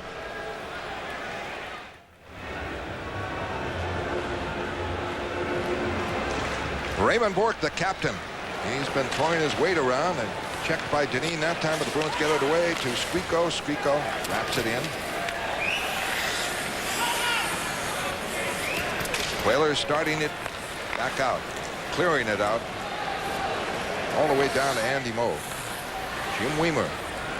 He's on with Bourque. 5 defensemen in the game for Boston. Up for Hodge. Hodge can't hang on. Whalers start back. Weimer has it. At center ice, nobody seems to want it. Bob Sweeney winding up now. Off the boards.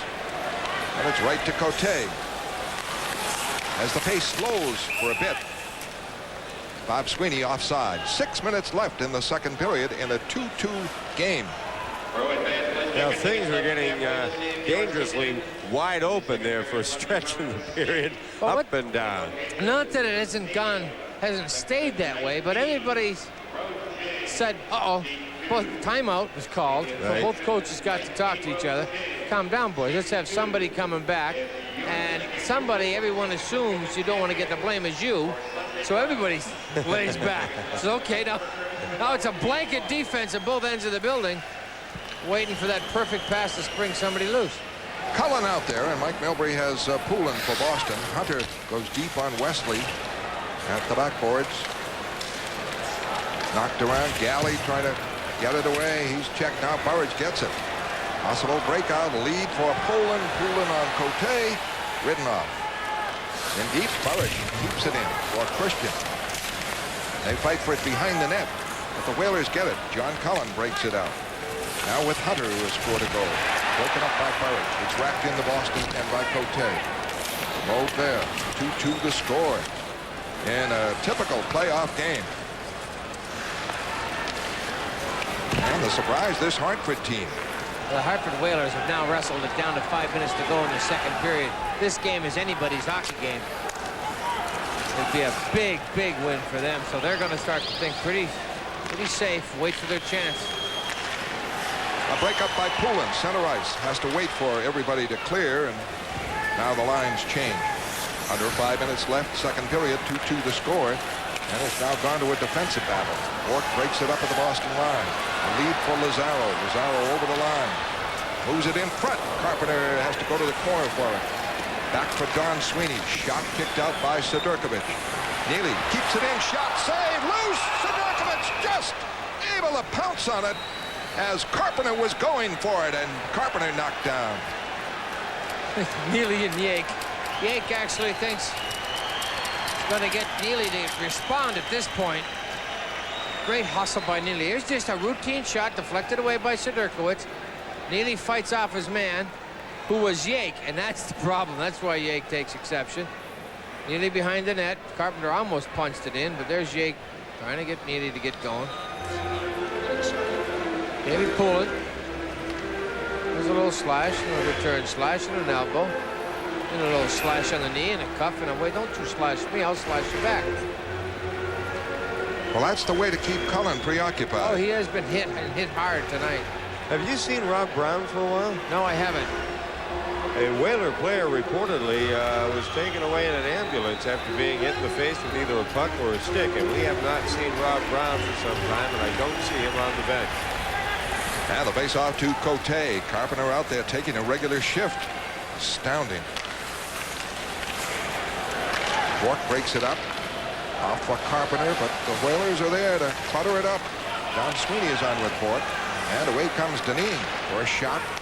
Deflected wide. Bork clearing it out. Lazaro trying to create something for checking. Can't do it. It's back in the Boston zone. Bork for Don Sweeney. Head out. Healy is checked. Whalers with very good checking here. Here comes Carpenter now up the left wing side over the line. Drops it for Lazaro. He's in. Shoots. Save by Sidorkovich. And the Whalers break it back. Cote snapping it in. Good shot on by Jeff Lazaro. 2-2 to score. 3:30 left second period. Neely and Dineen are jamming, and there's a whistle, and maybe they're going. It is Boston 2, Hartford 2. Back in a moment on NESN.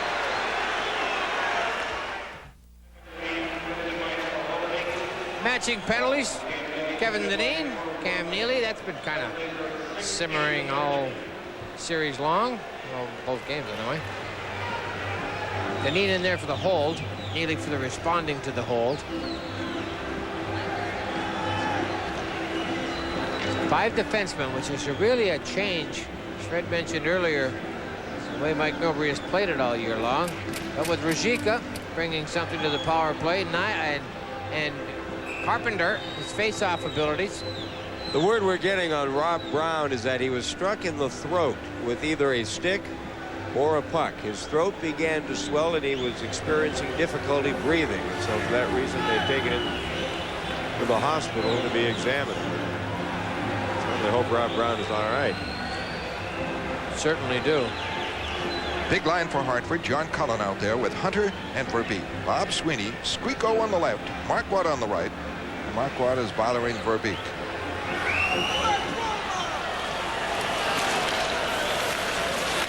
Wesley with it. He wraps it in.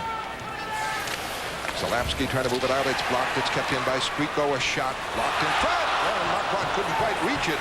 It was being held off by Zalapsky. Here in front, it deflects. Wide open was Squeako, and they couldn't get him the puck. And back comes Cullen. Intercepted by Bob Sweeney. And he clears it out. Good back checking by Bob Sweeney there. But Zalapsky comes right back. Belted by Galley. Well, Zardy Zalapsky not too happy about that one. And they get all tangled up. Bruins have control. Away comes Bob Sweeney. He is belted down. Back comes Holik on Wesley. Stops, cuts, fell down, and the puck to Marquardt. He's intercepted. Huda clears it back in. Moog handling it. Around the boards. Marquardt drops it out. Galley was knocked down by McKenzie. Here's Holik again. Closing, shooting, save.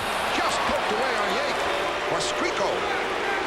Squeako over the line. He's alone. 3 men back, and he's held off by Shaw. Shaw just took the hand off the stick, and out went the arm for the hold. Puck cleared up to the Boston line. Away comes Weimer from Bork. Can't move in. And right back comes Huda, the defenseman. Huda trying to move in and get a handle to it. Puts it near the net. Covered up by Moog. And a face-off called. The surprising thing, how well the Whalers have played, well, throughout the series. But here in this second period, they have been solid. 12 shots. You know, you want to look at, where were these Whalers all before? The 2 big things that have really taken place with the Hartford Whalers is one, they only played 40-45 games with enthusiasm all year long, and then they made that big trade. So this is not the Hartford Whaler Hockey Club that you were used to. Seeing this is a team that was changed by Eddie Johnston. This was not going to stay any longer with Samuelson and Francis, who he feels needed a change. Got Cullen and... Here's Cote keeping it in. Ladouceur moves, shot, scores! Randy Ladouceur from Cote, and it's 3-2 for Hartford. Last couple of minutes of play. Those are goals that hurt you. Randy Ladouceur had no idea went in. A hard drive from the left point by the veteran defenseman, who is originally a Red Wing, and he makes it 3-2 for Hartford with 1:48 left here in the second period. But for the Whalers, that is their 13th shot in the period. And they won the faceoff. That was the key. Sanderson and Cote will have the assists. Bourque is smashed down. Ray Bourque down on the ice and shaken up. McKenzie hit Bourque high.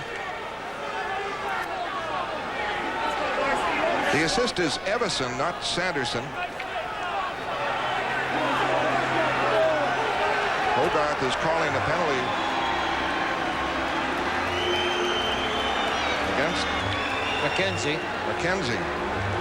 Ladouceur, the goal from Cote and Evison at 18-12. Here comes over the nice clean draw. Cote back across the Ladouceur. One, you're not supposed to take those shots. You're not supposed to be that wide open at that point. Somebody's got to go directly to it. Here's Bourque curling, going to poke check it out. And there's the elbow right there by McKenzie. Kind of a cheap shot. Poulin get on top of him. Elbow on McKenzie as he took down Bourque, who is just getting organized now. The Bruins go on a power play with 1:40 left as the Whalers take the lead again. Boston scored first. Skriko. Hunter tied it up. Verbeek on a power play in the first period made it 2-1. Neely on a power play tied it. But the Whalers have had just as many threats, if not more, than Boston in the second period, and Ladouceur made one payoff. Hey, the big one with the big save Moog made was the one on Verbeek, that one-timer. That was a deadly opportunity for them. Ladouceur made up for that. Now taking Ray Bourque out, shaking him up there, and so Galley is playing the power play with Wesley. The Bruins are on a power play, and Vladimir Rajicka, there's Ray Bourque, being checked. Rajicka has just played the power plays, not expected around at all. Nobody mentioned Rajicka being available. He's out there with Christian and Janney. 1:30 left in the period. And away comes Wesley. Fires in. Christian trying to get it. Check. Whalers jam it. Janney comes off with it. Played back to Wesley in front. Shot wide of Sidorkovich. Bounces in front. Christian can't get it. Sear clears it. 1:10 left in the period. Bruins have to start again. Sear going to try to pick up Rajicka. And Wesley starts it out. Again, the drive in. Behind the net. Shaw hammers it around, not out. Wesley able to keep it in. Goes deep for Janney on the boards. He is knocked off the puck by Cote. The puck bounces back at the line. Galley, good play to keep it in. Into the corner goes Rujicka.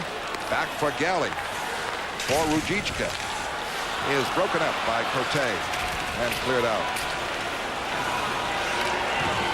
50 seconds left on the penalty, but only 28 left in the period. And Hartford leading 3-2. Who's not skating on this penalty? Bourque is out there now. Drives it in. 15 seconds left in the period. Bob Sweeney to Hodge near the net. Behind the net, Janney. He's checked. Sanderson checked by Weimer. Weimer trying to cut in front. Knocked wide. And Yake is able to clear it out. And the Hartford Whalers played just as well in that second period as did the Boston Bruins. And the Whalers, with Ladouceur's goal, taking the lead. Hartford 3, Boston 2. Intermission highlights in a moment.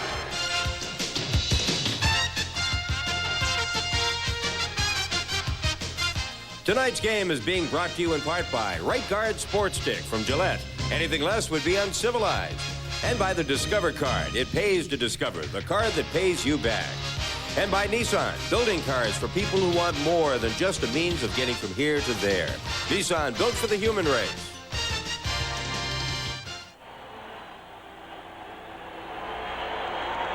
Hey, Alan. What? Have you seen the new Bruins MasterCard? I just ordered one. I'm getting the gold card. I'm getting the regular card. You get more stuff with the gold card. Yeah, but the regular looks better. But you look so good in gold. Oh, I think so? Not really. I just said that. Anyway, I'm getting the regular. I'm thinking gold myself. You might prefer the regular. Nah, I think the gold. Regular. The gold. The regular. To apply for either card, call 1-800-432-GOAL. So it is at the end of 2 periods, and the Hartford Whalers lead the Bruins by a score of 3-2. The game has gone this way. 1-0 Boston on the quick goal in the first 13 seconds of the game. Then it was tied 1-1. Hartford was back up 2-1 at the end of the first period. Bruins came back and tied it at one point in the second period at 2 apiece before Hartford scored again on a goal by Randy Ladouceur. And it is 3-2 Hartford at the end of 2 periods of play. Randy Ladouceur, who scored that goal to put the Whalers out in front, is Dave Shea's guest here in the second intermission. David? All right, Tommy, thank you. You know, throughout not just this playoff series, but the season series, Randy Ladouceur has had the reputation of being the guy that is constantly banging Cam Neely when the Bruins are on the attack. Now you're known for the guy who banged it in the net to put him on top after 2. Yeah, doesn't happen very often. I think I only got one during the regular season. Fortunately that one went in tonight. It was just a shot from the point, and I think Andy might have misplayed that one because there was nobody in front of him. But it was fortunate. It was a big goal for us. Well, we're going to take a look at it. Maybe you can describe how it came to be that you were in a position to make this happen. All right. I think Dino gets the draw here, and he just brings it back pretty cleanly. A great play, and he gets it to Sivan Cote, my defense partner. He slides it over, and really I've just got lots of time, and I just fire the puck on the net. And we've said, especially in this building, every time you get a shot on goal, it's there's a chance it's going to go in. And the building's so small, that's what we're really concentrating on, is shooting the puck as much as possible. You certainly play your position well. A stay-at-home defenseman, a guy that thinks defense first.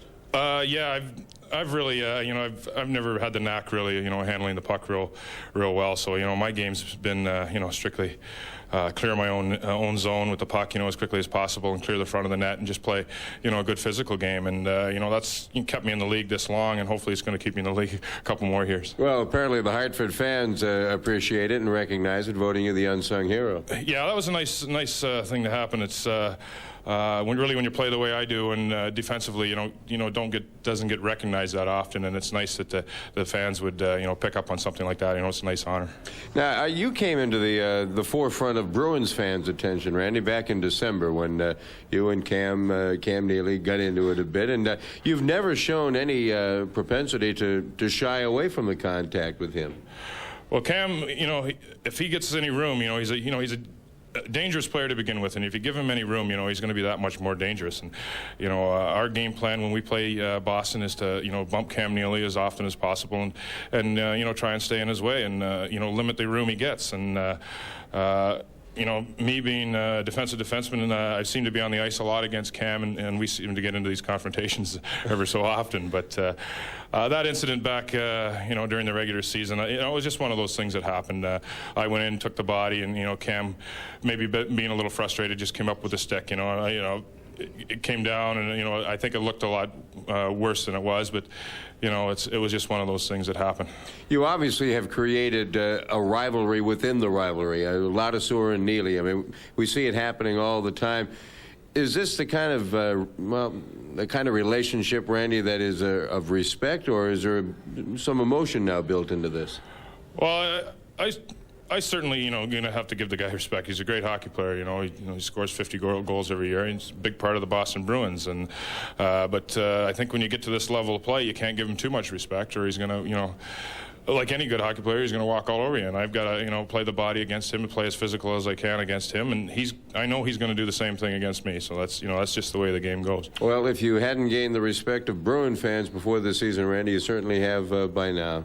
Way to go, way to play, and thanks for coming on. Thanks very much, Dave. Randy Ladouceur, our guest. Tommy, let's go back to you. Okay, David, Game 2, Adams Division semifinals from Boston Garden here on NESN tonight. The Bruins and the Whalers. Hartford won Game 1 back on Wednesday night 5-2. And after 2 periods in Game 2, they lead the Bruins 3-2.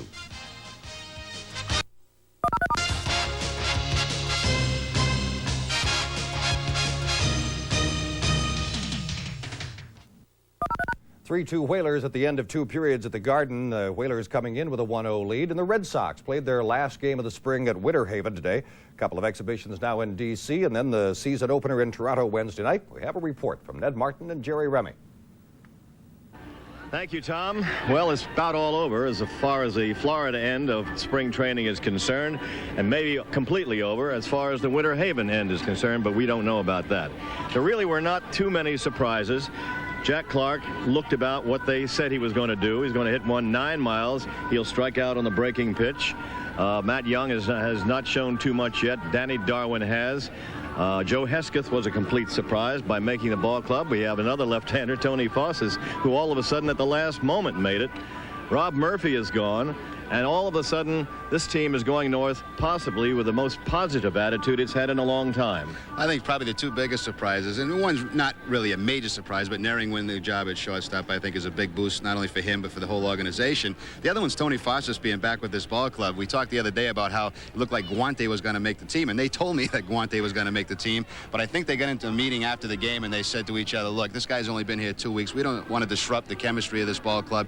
It wouldn't be right to put him on a ball club that had, for guys that have been here for a long time. So Guante did not make it, and Tony Fosses gets an excellent chance with this club, and he'll take the place of a Rob Murphy, the short guy out of the bullpen, left-handed. Well, that's it. As far as we're concerned, you're going north with Mike Marshall, who had a great spring. And the team has looked very good offensively. In their pitching department, they've looked probably the strongest, I would say, Jerry, we've seen it in a long time. Well, Deb, that's what everybody's talking about down here. They've got the numbers. They've had some decisions to make as far as 4th and 5th starters and things like that. But they've got the numbers. They've got enough people. They've had to carry 11. And now we'll see. When the bell rings, things tend to change. And hopefully they won't change from what's happened down here. We hope not. Back to you, Tom.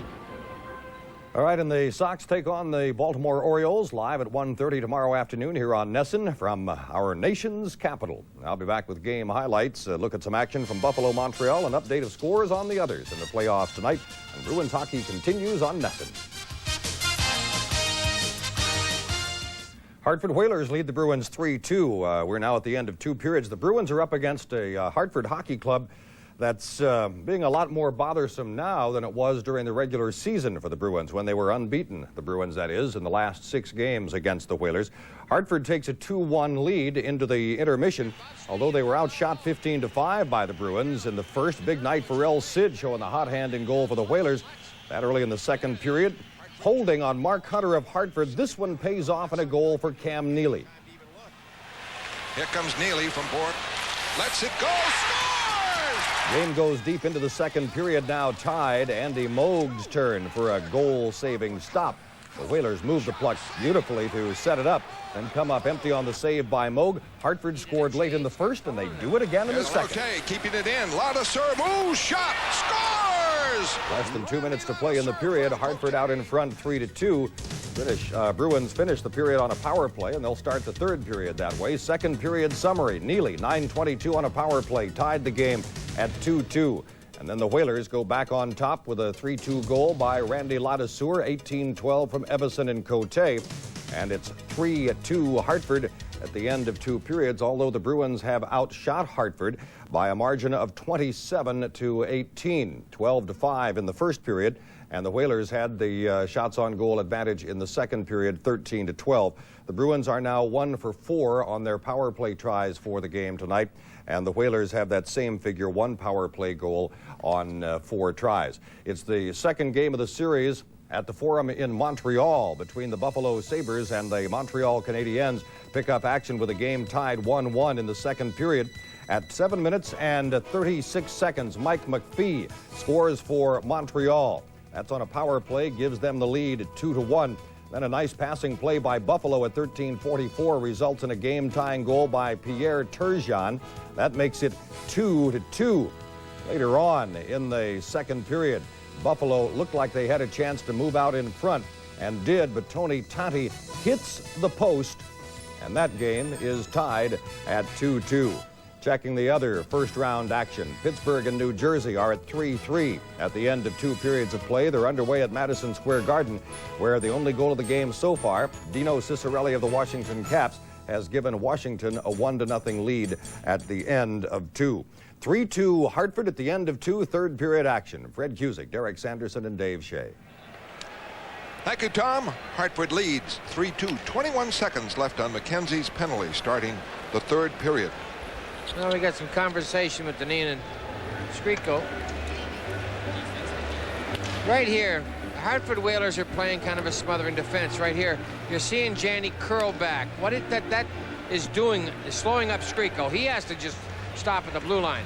There's 4 Whalers. Do not give the blue line away. In comes a 5th one to pick it off. Anticipating the play to Neely. It's the defense that pretty well they've been amassing along the blue line, playing a very solid defensive game. The Whalers, the Bruins, certainly have their hands full with the Hartford Whalers, no doubt about that. And a big factor of face-offs won by Hartford. They'll win that one. Ladouceur clears, 15 seconds left. Neely coming, drives it in. Around the boards, just kept in by Carpenter. Now it's knocked away by the Whalers. And the power play is up for Boston. Hartford leads 3-2. Wesley's up for Carpenter. Carpenter will lead for Janney over the line, right wing side, back for Quark. Shot picked off by Sidorkovich. There is no rebound for Carpenter. The incredible story tonight. Bobby Carpenter returns. Just a phenomenal effort by Bobby Carpenter. Now he's playing a tremendous hockey game as well. Here's Craig Janney dumping it back to Bork. This wrist shot almost evades Sidorkovich. Carpenter right there, but Bobby Carpenter hasn't had much skating time, hasn't had any conditioning. He's got the body that bounces back quick and very resilient and extremely tough. A shake-it-off type of player. He's facing with Everson. Neely poised. Bork moves up on the right wing side, and Neely looks for the draw. And Hartford's won most of the faceoffs. Players like Everson and Sanderson, the rookie. The little things count a lot. In a tight battle, Everson wins it for Huda. Huda clears it out to Dineen, and it's flipped back in wide of Andy Moog, and Hartford is offside on the play. Andy Moog certainly like to have a couple of shots back tonight. Well, all in all, Turk, I thought Andy played pretty well. Oh, he's a great goalkeeper. Don't ever think that. The one shot by Hunter, which was just a bullet. Got one by Ladouceur. Did it get tipped? Hard to say. Carpenter stays out there with Janney and Neely. Carpenter for the faceoffs. Gets this draw. Wesley to Bork. Bruins break it out. Wesley fires in wide. Carpenter going for it. Can't get it. The Whalers clear it right out. They did this the other night. Kind of sat in their end. Guarded well. Didn't give the Bruins good shots. And then Cullen scored. Sear scored. And that game was over. Janney along the line. Wesley forced to poke it in. Neely intercepts. Puts it in front. But nobody there. With Sidorkovich intercepted by Neely. It's down to the Boston end. And Wesley back for it. Hartford in front 3-2. The go-ahead goal by Randy Ladouceur late in the second. This clear in. Poulin hustles. And the Whalers get it. Richards clears it out. Hartford playing that dump-out style, Fred. They're just going to be clearing it. Over the line comes Cullen. Cullen hit by Don Sweeney. Loose puck, and Poulin breaks it out. 3-on-2 for Christian. Christian over the line. Puts it in front. Tipped by Poulin, but wide. He was checked by Richards. Burridge keeps it in the corner. He is taken down by Verbeek. Hard. Christian trying to keep it in. It is cleared out on the right wing side by the Whalers. Hunter. Poulin over the line. Taken down. And Ladouceur clears. Amazing mileage and effective play for the Whalers by players you would not expect. Everson.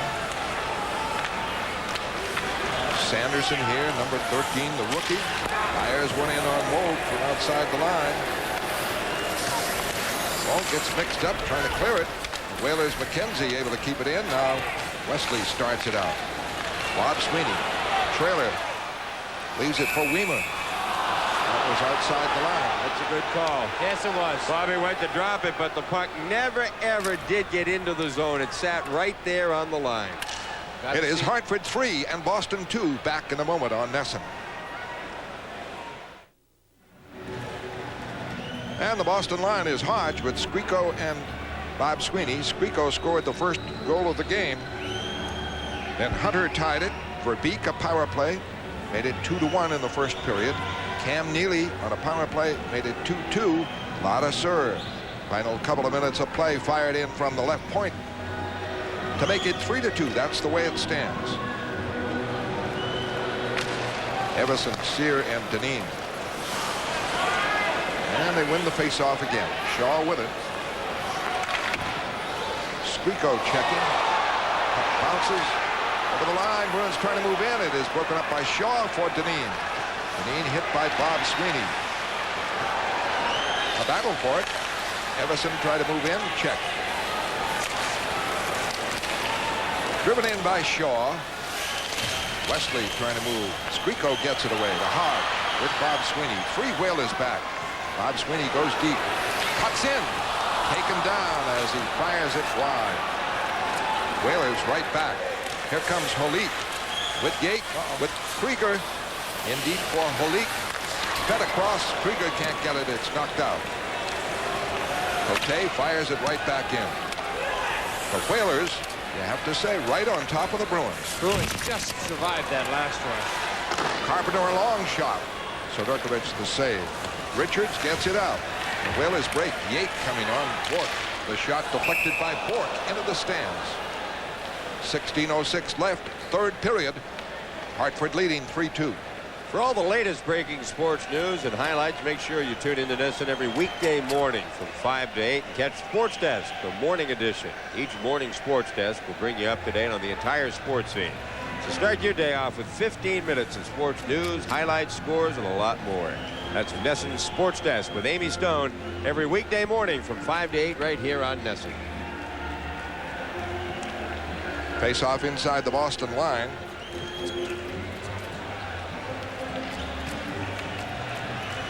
Bobby Carpenter had to slice the inside of his pant leg, I would assume, to accommodate the brace and wrapping that he has to be wearing on that knee.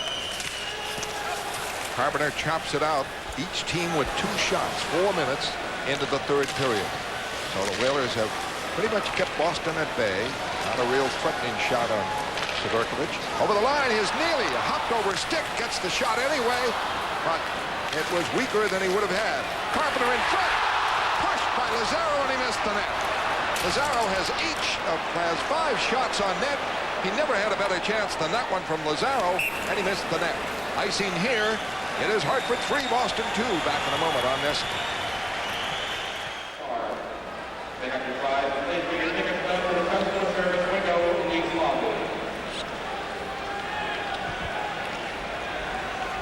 Face off. Bouncing puck here. Neely gets the shot. He's out front. Now it gets kicked loose. Neely goes for a lunch. Bork's going to poke it down to Carpenter. The turnaround to Lazaro just goes wide. Oh. Tough break there. Carpenter, Lazaro, and Neely the line. Deep, Lazaro with it. Checked on the boards. Can't get free. Cote gets it free. For Dineen. Fired in wide. Bounces to Moog. Wrapped around by Bork. Intercepted by Dineen. Shot and deflected into the stands as Bork covered Dineen. I think one of the biggest keys in this series thus far has been Hartford's consistent ability to win faceoffs. What Bobby Carpenter did that time, he knew he wasn't going to win it cleanly, but he made sure the other guy didn't win it. And ultimately, Carpenter was able to get in the play. And Carpenter winning the faceoff. And watch what I want to watch is we're going to show that replay again. Yeah.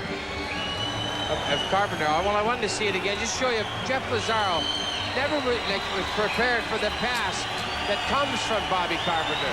He never expected that Carpenter would make it cleanly to him. He was just a little bit too square facing Carpenter and not enough at the net. See where his feet were placed? That is just a redirect, and he tried to shovel it. A tough break for the youngster. Bobby Carpenter, an excellent game thus far. Amazing the amount of time that he has played. He's on the faceoff with Everson. Everson wins it. Cote moves for a shot. Kicked out by Moe. Breakout Boston. Galley for Lazaro. Lazaro broken up by Verbeek. Whalers make sure that extra forward stays back. Break in all alone. Big save on Verbeek. And the Bruins are able to break it out. Oh, what a stop. Verbeek walked in alone. Back comes Lazaro. Lazaro hit. Checked by Cote. Marquardt gets it. Trying to make the play. He's checked by Cullen. Gets it behind the net. And Carpenter is still out there. He's not going to leave. He's going to play the rest of the game out there. Line change. And the Whalers forced to ice it after the Verbeek break-in. Bobby is very upset about something and has been the whole time he went over to the bench to get a new stick. What Carpenter's upset about is too many men on the ice by the Whalers. He's screaming. He had the linesman's attention. He was pointing at it, and in so doing thought that it would be called because it was quickly easy enough to count. Problem being, no breakaway in the meantime. No whistle. Well, Bobby's telling Gordy Brostiger, look, I pointed it out to you. Let's see how many guys are on the now, ice. There's Bobby. Now, here's what we got here.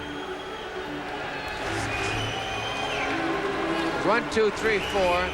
One on the left, on the upper left of your screen. Number 5. Let's see what happens in the line change.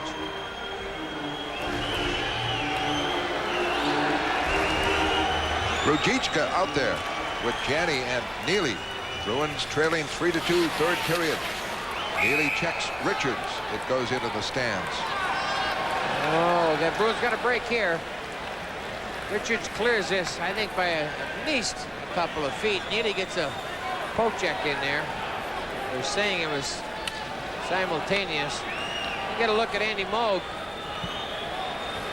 Mike Milbury chose to stay with him in the third period, and this is why, because I'll tell you, Edgar Beek's coming in thinking 5-0. Moog just coolly shuts him off. Now he's setting ready for the next one. Good defense by Gary Galley. That was a great trade for the Hartford Whalers, who made Del Turgeon to New Jersey for Pat Verbeek. Bork to Weimer. Shot saves Sidorkovich. Janney won that cleanly and got the face-off to Ray Bork. Over to Weimer for the shot. That's what the Bruins have got to do. Forehand right there, bouncing puck. Good second effort by Janney. Picks it up. Picks it cleanly from Everson. What a world of difference when you can win the faceoff. You have control, and now you control your own destiny. He's losing those faceoffs awful hard to mount an attack. Everson wins this one. Ladouceur, who has the go-ahead goal, is checked inside the line. Ruzicka kept it in for Neely. Neely, Janney, shot and save Sidorkovich. A marvelous save. Bork, a shot. Behind the net, Janney passes off, and Cote is able to clear it out. Bork covers. Bruins tap it over the line, but Ladouceur with it. 6 minutes into the third period, and the Whalers in front 3-2. Janney back. Janney stick handling back for Neely. Shot block. Big block there by Sear. Bork with it. Shot kicked out by Sidorkovich. Don Sweeney trying to put it in front. Bruins pinching in. Puck is cleared out. Bork starts it back in the line change. Neely trying to move in. The play is called offside. Well, the Bruins are coming close, but Peter Sidorkovich knows that's not going to tie the score. We mentioned before the start of the season, Peter Sidorkovich is a hot and cold goalkeeper.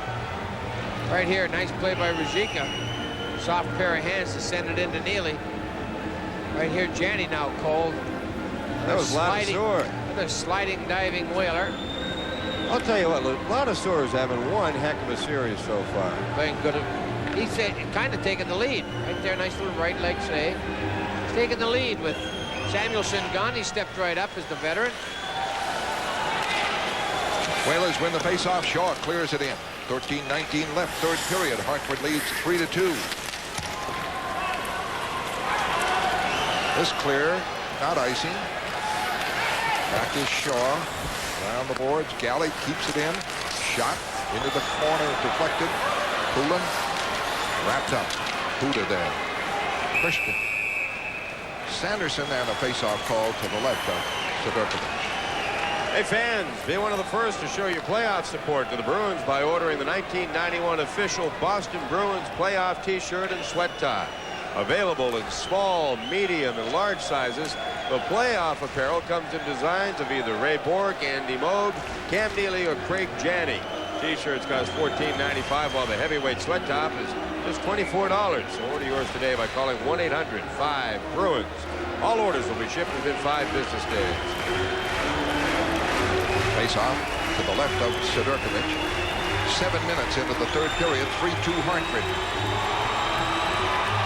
Bruins with 5 shots in the third period. Back for Christian. The quick wrist shot is wide. Don Sweeney trying to knock it in front. Blocked. Christian covers for him, shoots. It is blocked. Cullen gets it out. And breaking now is Verbeek over the line. Verbeek trying to set up Hunter. Blocked. Burridge starts away. 3 Whalers back. There's no room at the line, but they poke it in deep. Zalapsky there. Check. Burridge. Richards wheels it around. Blocked by Wesley. Now it bounces for Verbeek. And Cullen. Cullen snaps it in. Whalers make quick changes. Bruins start it back. Trailing. Nearing the 8-minute mark, third period. Up the middle, Hodge. He is stopped by Ladouceur. Stepped right into him. And McKenzie breaks it back. In the center ice to Yate. Yate for Krieger. Shot is wide. Knocked into the corner. McKenzie with it. McKenzie wheels it in front. Blocked by Ray Bork. Cleared. What a tremendous game Ray Bork has played. And this is a line the Bruins should be able to capitalize on, but none of those Hartford Whaler lines have wilted. They've all played excellent. This is Yake and McKenzie. They're checking the Bruins. No skating room. Bork clears it in. And the Whalers, Cote fires it right out. Weimer is back. Over the line, trying to go it alone. Sidorkovich knocks it out, not out of the zone. Bork is broken up, though. McKenzie able to clear it in wide of Andy Moog. Puck in deep. Whalers fight for it. Everson checked off the puck. Bork breaks it out. Long shot, save by Sidorkovich. Very sharp in the game. Huda clears it. No icing. Jeff Lazaro winding up. Oh, took a wicked hit there from Sear. Gets it to Neely. Neely is upended by Deneen. The puck cleared in. Sidorkovich coolly clears it off, and here's Carpenter with a shot that went wide from a tough angle, though. The amazing Bobby Carpenter tonight. Well, the story's got to be the Whalers, but beyond that, it is Bobby Carpenter for the Bruins. It is Hartford 3, Boston 2. Back in a moment on NESN. At the Forum in Montreal, Buffalo and the Canadiens are into the third period. Dale Hawerchuk had scored for Buffalo to tie the game at 3-3, and now at 4:52 in the third period, Darren Shannon, after the shot, gets the quick rebound in front, knocks it home. The Sabres have taken a 4-3 lead on Canadiens in Game 2 at the Forum. Don Sweeney holds, shoots, save, rebound, Skriko. Couldn't get control. Carpenter fights for it behind the net, can't center it in front. Skriko trying to come in front, blocked by Sidorkovich. And Sanderson clears the puck out. And a push away by McKenzie, but Moog comes out to beat him to it as McKenzie almost broke in. Boy, they are getting mileage out of Sanderson, McKenzie. Here's Halik banging in, gets it for a backhander and a save on Sanderson by Moe. Sanderson in alone for that backhander on the setup from Halik. It is Hartford 3, Boston 2. Back in a moment on NESN.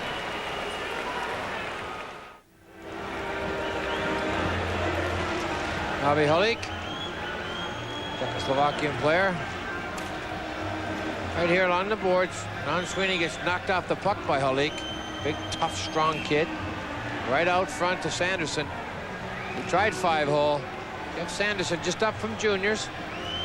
By the way, if you're dialing up the 1-800-5 Bruins number to order your sweat top or T-shirts, there are no smalls. They're just sold out of smalls. Skriko starts out after the faceoff. Clears it in. Boston changing up. And Cullen with it. 9:45 left. We're beyond the halfway mark. Cullen broken up by Neely. Neely is checked. It's back over the line. He's offside.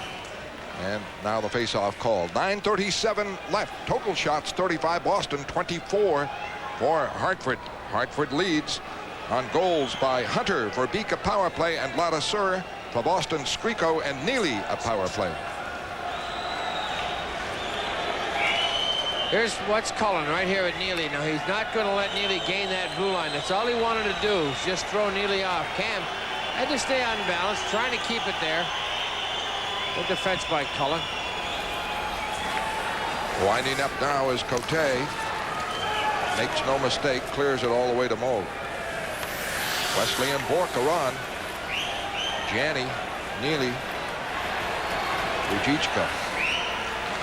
Bork clears it in. Everybody back for Hartford. Ladouceur there. Around the boards. Janney able to intercept. He's intercepted by Everson. Everson around the boards. Rujichka trying to keep it in. Janney does. Slaps it into the corner. Neely going for it. Rujichka can't get it. Janney does, but Neely he can't get control, and Everson skates it out. A lead for Dineen too far. Now Everson able to wrap it in deep. Sear with it. Sear trying to center it. Checked by Bork. Goes down. And Dineen gets it.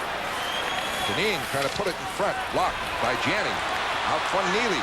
3-on-2 for this one. Neely checked. Janney keeps it in. Neely near the net. Can't get it. Janney does. Tried to put it in front. Tried to work it for Neely. He scores! Neely from Janney with a fantastic play by Janney. And the Bruins tie it. Paul Sear, who's been doing a magnificent job on Cam Neely, looked down for the puck. Played the puck in front of his own net. And Cam Neely just leaps on it.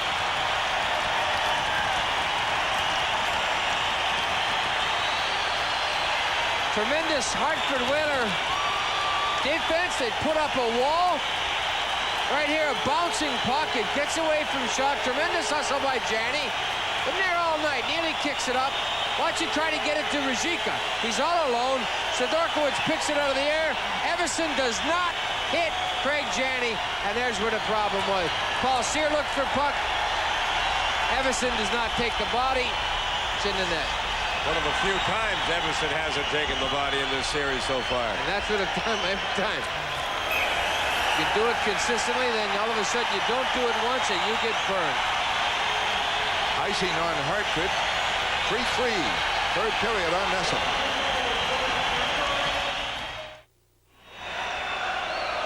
Cam Neely gets his second goal of the night from Craig Janney. 11:39. The game is tied. Right here's Janney pulls it. Slides out to Neely.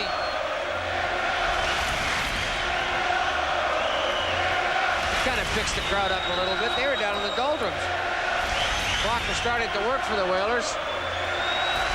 Right, to go back to the saves by Moog on Verbeek and Sanderson. But the Whalers have not lost their composure at all at any point in this game or the series. Good shot by Lazaro, blocked, bounces out the front, chopped in by Galley. Zalapsky, now to Cullen. Zalapsky takes a hit. Cullen taken down. Cut to Christian, rolls it in, covered up by Sidorkiewicz. with Lazaro hurtling over him, and Sidorkovich says, "What are you doing?" How important is it the Bruins win this game? Dave Christian bleeding profusely from the nose. Got a puck. And up along the boards. He turned around, got a shot on net after he started bleeding. From the Lazaro. May have been a stick on a Lazaro check. Let's see what we got here. There's, oh, the stick from Zalewski. Very fortunate. Now Galley's trying to get the call. He's trying to get the call to no avail. I don't think they're going to call this one at that penalty at this juncture. Well, Dave Christian will have to go to the room, receive some medical attention. Well, Milbury has plenty of forwards. It's defense.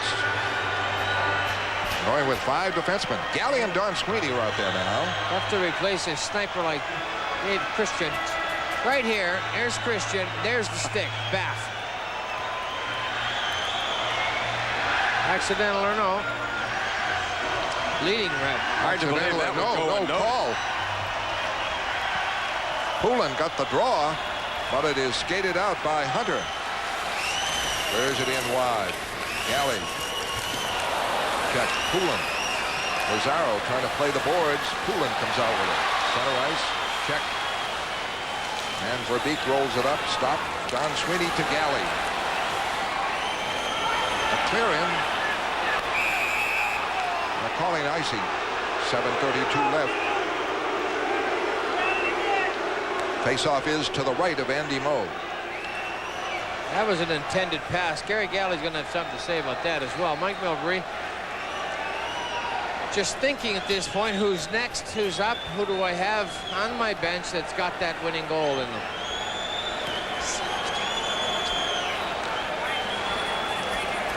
Alcier, I'm disappointed after this. Giving up the good hit. Being on the ice for the goal, decides to take his man, Gary Galley. There is Yake out there with Halik and McKenzie. Amazing mileage by the Whalers, and players you didn't expect to play that well. That happens in playoffs, and they've had so many of them performing so well and consistently.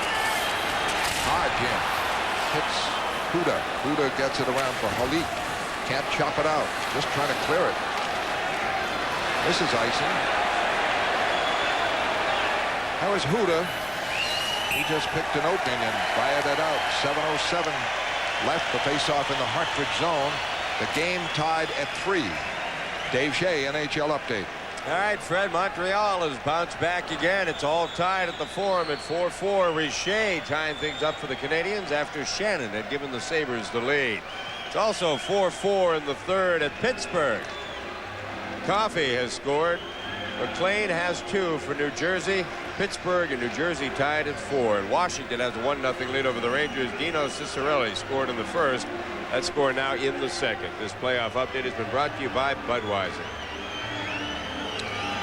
Jim Weimer, one of the 5 defensemen for the Bruins. He is out there with Wesley and Carpenter. Incredible story. Take the face-off with Janney and Neely. Has played aggressively, almost scored a goal, and set up some opportunities. Taking face-offs, he's on with against Everson. Everson wins it. And Hula winding up. They just tip it out. Back for Weimer. Icing called. That didn't work. Once it becomes a tactic, once it becomes, well, what you're doing as a defensive play, you start calling them pretty quickly. Bobby Carpenter a little bit back on his heels on this faceoff. When he gets dropped, he's not quite ready. Never got in there in time. So Janney will take it now. Carpenter stays out at left wing and Neely at right wing with Weimer and Wesley. 3-3 the score. It has been a dandy. Janney wins it. Back for Weimer. Help from Carpenter. Weimer, a shot. Block loose. Janney can't get it in front. Oh, Janney on the faceoffs. Hand pass called on Weimer. And a faceoff outside the line. And Janney might have won himself the face-off role. He won that one. Won a couple big ones here in the third period. A couple of very big ones by Craig Janney. Here's an example right there. Takes his man Everson. You know, if call goes in the reverse, the Bruins batted that down, a hand pass. Blew the whistle. Went to the Whalers, who snapped it out. Dineen was gone. It was breakaway time. Everson wins this one. Shaw is on defense with Huda in a 3-3 game. Carpenter knocks down Huda. Boy, he has played it physically. Huda coming back on him. Janney trying to move in. And Carpenter makes a great left wing because he can occupy people, and Janney can get free. Here comes Neely up the right wing side, over the line, trying to move in around Shaw. Pokes it into the corner, one-handed, away. Carpenter, a shot, save, Sudakowicz! Carpenter almost had the go-ahead goal. Carpenter in deep, bangs into Cote, and then winds up on the ice. Carpenter, Janney, around the boards, left point. Weimer over there, able to keep it in. His shot blocked. Everson strikes it out. And McKenzie ties up the play. It's 2-1. Everson, a shot. Blocked wide. Oh, that was a great chance there. 2-1 for the Whalers. Janney coming back. Over the line. Skriko in. Backhander. Save. Skriko behind the net. Looking for somebody on the line change. Delays. In deep, Bob Sweeney fights for it. Skriko behind the net still is hit by Cote. What a battle. Everson trying to get it free. Skriko got kicked in the face. He is down, hurt. And going now to the bench. And Mike Milbury's upset. He felt this should never have happened because a penalty should have been called on holding Skriko long before he got kicked. What Milbury was most upset about, though, was McKenzie calling down Weimer at center ice that created the breakaway that almost resulted in the go-ahead goal for Hartford. Watch Petri Skriko. You think he's not a competitor right now? Watch him stay with this. He stays with this puck. Gets poked behind the net. Now he's waiting. He's out there alone now. There's not another Bruin on the ice for him. There's the grab by Ladouceur. There's the one little hook and hold, and there's in comes Bob Sweeney. Skriko still stays with it. Gets tucked behind. Just loses sight of it for a second. He's hit high. Good check. Can't get back to it. Now it's down on the ice. Biff. And then he gets cuffed by Cote and a heel of the skate in the face by Cote. By Everson, I mean. The Bruins have 11 shots in the third period. Cam Neely, 2 goals. He tied it up. He scored the last 2, one on the power play, the other set up from Janney. Bob Sweeney is out there with Burridge and Hodge, the line. Don Sweeney and Ray Bork. Bork clears in. It bounces in front, and Burridge hustling, couldn't quite get it. Sudakowicz was out of the net. Bruins steal, Hodge shot, and it missed. Long rebound. Verbeek clears it. Back comes Bob Sweeney, can't move in. Clears it in, and Zalapski takes over. He's on defense with Richards. Cullen trying to move in. Ridden off by Bork. Around the boards, Bruins started out. Here comes Hodge. In the center, Bob Sweeney over the line. 4 men coming. Burridge, a shot. It's wide. Burridge in deep. Trying to come off with it. Around the boards. Don Sweeney puts it in front. Block. Bork at the line. Fires one high. Good play by Bork. He knew a man was blocking Zalapski. Sudakowicz ties it up off the backboards in a faceoff. Well, the Whalers have taken it to a whole new level in terms of trying to take Ray Bork out of the play. They've literally taken him down on the ice. Now they're using Cullen to do it. Here it goes off the foot. Whoa! Randy Burridge just a little too late. The Whalers looking to run into each other trying to clear it. Should there be a 5th game in this series, NESN will have the action live next Thursday, April 11th at 7:30. As usual, Tom Larson will be along with Bruins Digest at 7. Then at 7:30, it'll be Game 5 between the Bruins and the Whalers, and you'll see it right here on NESN. Game all tied up. Cam Neely, 2 goals, 4:35 left. Third period. For the Whalers, Mark Hunter, Verbeek, Ladouceur, their scorers. The other Boston goal by Skriko. We're going to get a look at Cullen and Bork right here. Cullen down low. Now Bork takes him strong. Cullen with the cuff. Ray's holding on to his stick. You know, Cullen, biff. Ray lost his stick, so he figured he'd hold on to Cullen's. And they wrestle each other down. Rajicka out at right wing with Poulin on the faceoff, but Everson wins the draw. He's been the big winner. Rajicka trying to keep it in. Galley can't do it. Everson breaks. Galley has lost his stick. Everson's shot deflected into the stands. Wesley got a piece of it.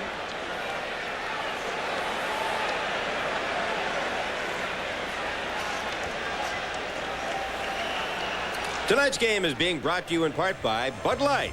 Everything else is just a light. And by your New England GMC truck dealers. It's not just a truck anymore. It's quality on the road. And by your New England area Century 21 offices. Put your trust in number 1, Century 21. And by Mobil. Mobil 1 synthetic motor oil. Isn't your car worth the extra protection? And the Whalers with Yake, McKenzie, and Holik. That's an all-rookie line out there in the playoffs, but Hartford has got superb performances from a whole string of players. It has been a team effort. You know, we didn't see much of Yake. Up and down, kind of bouncing around, used sparingly. Good hockey player. He's got a good future. McKenzie certainly great future. So is Holik. The Whalers of tomorrow. Galley with it. For Poulin with Rajicka. Back for Rajicka. Shot blocked. And Ladouceur up for McKenzie. He takes a hit by Galley. Right into him. Gary Galley. Coming back, Lazaro trying to get through 2 Whalers. He's slowed down. Around the boards, Rajicka intercepts. In front, Lazaro. Shot deflected over the net. Rajicka set him up in the center ice. Galley stops it. Flipped it back, but Poulin touched it. So here's Lazaro and Yake. Lazaro has played a magnificent. You talk about rookies. He has skated, has had chances, and through the first 2 periods had 5 shots to lead all Bruins. Skating means nothing if you don't get the chance, and Jeff Lazaro is now getting chances. Watch Rajicka. How good is he with the puck? A nice reach around to Lazaro. Just hits that poke check from Sidorkiewicz. Just sends it over the crossbar and a little bit wide. Kind of a cue standing over there, the Bruins bench, trying to get into it. Rajicka took that nice drop pass from Dave Poulin and tried to time it right through a screen. There could have been some real excitement if that had slid through and gotten to Sidorkiewicz. Not a chance to see it. Would have been a matter of who is closest to the rebound, a green sweater or a white one. But all that is by the board since it hit the skate. Hodge and Everson. Hodge wins it. Galley, Hodge, flipped in. And Shaw back. He's on defense with Huda. Bruins make a line change. Shaw flipped it to the Boston corner. Wesley back. Deneen after him. Bruins clear it out. Picked up. 2-on-1. Janney with Neely. For Neely. Scores a hat trick for Cam Neely from Craig Janney. And the Bruins lead 4-3. That's going to break your heart if you're a Hartford Whaler. But you got to give Mike Milbury a little touch of class in the coaching department. He made that line switch. He shook it up. The hat trick for Cam Neely. The Hartford Whalers never had a chance to respond because Ken Hodge won the faceoff. That allowed the line change to take place. When he gets it back, off he goes. On comes Janney and the streaking Neely. Excellent play by coach. Players on the ice to switch the change. Bang. One other point. Janney had to flip that pass. He couldn't just make a flat one across. Now watch the nice flat cut pass he makes. He knows he's getting bothered. He waits, he waits, he waits. Slides it through. Neely wrist shot. Snaps it. Sidorkiewicz a little late with the glove. Well, I'll tell you what. I wish I was a hat vendor outside the Garden tonight. Yeah. If there is one, he's going to make a fortune. He can retire after the night. I've never seen so many hats on the ice for a hat trick. Well, after the game, 3:22 left. These Whalers, what do they say in football? They have no quit in them? That's it, Fred. They do not. The Hartford Whalers, an excellent hockey game they have played tonight. The tying goal, Neely from Janney. The go-ahead goal, Neely from Janney. Watch the face-off. This is the result of coaching Mike Milbury. All right, Hodge wins it. Back you go, makes the play. Hodge gets it in, and off he goes. The Whalers have kept no chance of making a change at this point. They come. Bobby Carpenter picks up an assist on this as well. Comes along, Carpenter pokes it through for Janney. Now Carpenter set this away. No one picks up Neely. No Paul Sir out there, or Dean Everson. There they are, the three amigos teamed up to put the Bruins ahead. Well, does Carpenter ever make a great left wing on that line? The story is Bobby Carpenter coming back, leading the club, hitting, skating, checking.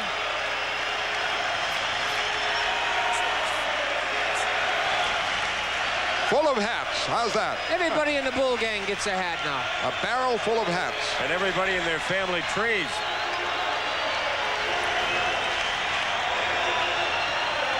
Let's not do anything foolish now. Continue to win face-offs. Hartford Whalers have not quit all night. They are not going to quit now. Whalers have 8 shots in the third period. There's a Bruins fan. Bruins have 12. B carved in the side of the head. All right. How big a goal is the Neely goal? Well, if history is any indication, the Bruins had to win tonight's game and still have to. When they have split the first 2 games, they've been all right, but when they've gone down 0-2, they have been in big, big trouble through the years. Lazaro in forechecking, and the Bruins break it up as Lazaro went right in on Zalapsky. Poulin now, checked by Richards. And Poulin can't believe the quick whistles. He wanted to eat up some time. He said that to Hogarth earlier. We focused on Poulin standing in the corner saying, listen, now I have this all lined up. Jeff Lazaro. What a game he has played. Let me show you what I mean by a split in the first 2 games versus losing the first 2. Here's what the Bruins have done in 52 years, okay? After down 1 game to none, the Bruins have gone on to win 6 of the 39 series. But when they've lost the first 2, they have never come back to win a series. Poulin out there, and Christian returns after taking a stick accidentally. He was bleeding as he left, but he's out there now. Puck is cleared to the Boston end. Wesley back. Clears it around and out. Christian moving on Cote. But Cote works it free. Center ice. Fires in. Deflects near Mold. Mold gets it to Poulin. Poulin up the dasher and out. 4-3 Boston. 2:30 left. Third period. Cote fires in. Bourque with it. Holding. Off into center ice. It goes to Poulin. Poulin killing some time, able to drop it in and make a line change. Time for Mike Milbury. 2:12 left. Cullen trying to get free. Works it into center ice for Holik. Holik for Zalapsky. He is hit by Galley, and Galley went down. Holik back. Shot. Saved by Andy Moog. That was from the blue line. And a quick clear by Boston. 1:54 left. We'll keep an eye on Sidorkovich. Boston leads 4-3. 3 goals tonight by Cam Neely. Squeako the other one. Carpenter, a fantastic story out there. Bruins check it well. Sanderson works it free. Clears it in. Moog drops it. Galley wheels it around. Carpenter trying to get it. It is kept in by Halik. Shot high and wide. Krieger fights for it. Into Sanderson. Broken up. Don Sweeney starts it out. Into center ice. To the red line and drops it in. 1:20 left. Out comes flying Lazaro. Interception by Christian. Shot, the save by Sidorkovich. That saved the day. 1:10 left. And Lazaro tangled here with Zalapsky. Zalapsky's going to get a call, I think. Absolutely marvelous game by Lazaro. Overshadowed by the Carpenter return, the hat trick by Neely. True, Lazaro's speed tonight. We mentioned his speed in many games before, but Jeff wasn't getting chances. It was something that he was utilizing his speed maybe at different times, or at times that he's going to get called for a penalty here.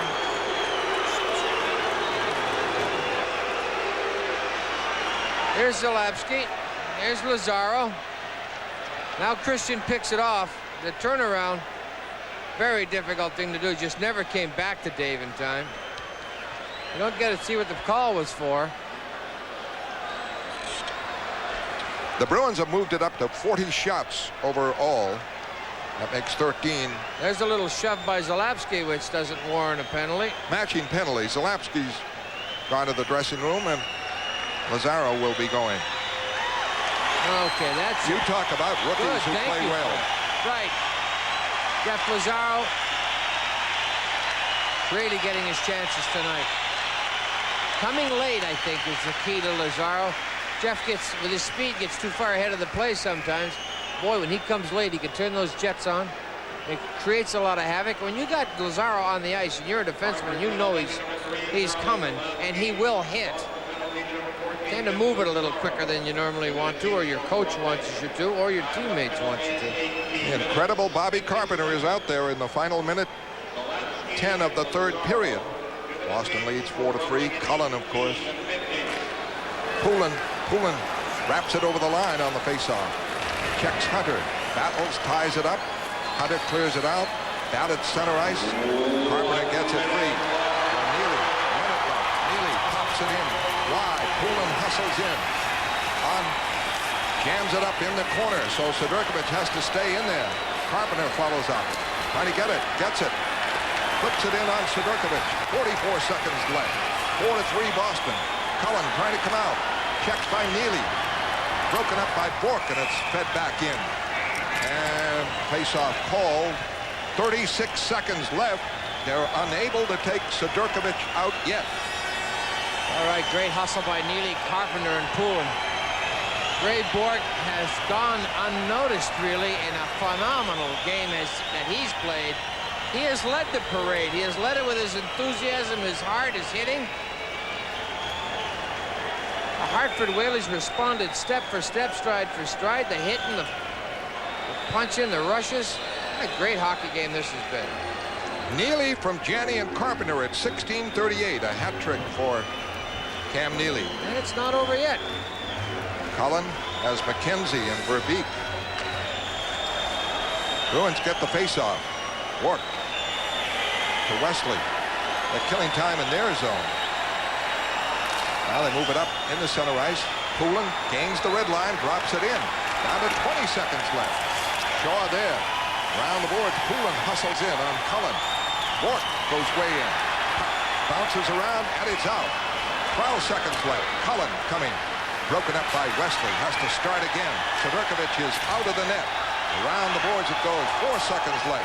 Dineen clears it around. Neely moves it out. And that's it. The Bruins win it. A game they have to win. And they came from behind on a hat trick by Cam Neely. And the incredible return of Bobby Carpenter, who could be picked as one of the stars of this game. No doubt about it in my mind.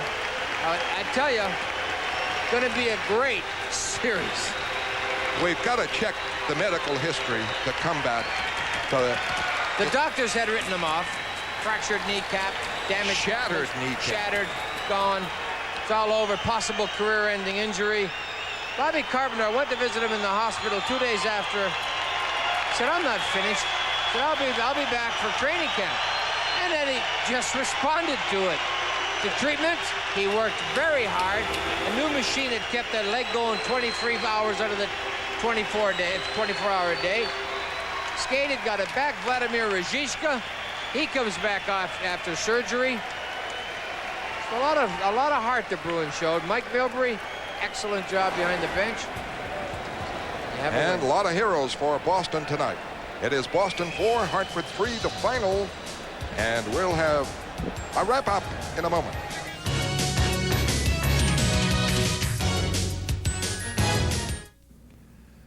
Well, Game 2 is final. Boston wins it 4-3 over the Hartford Whalers, so the series stands now after 2 games even.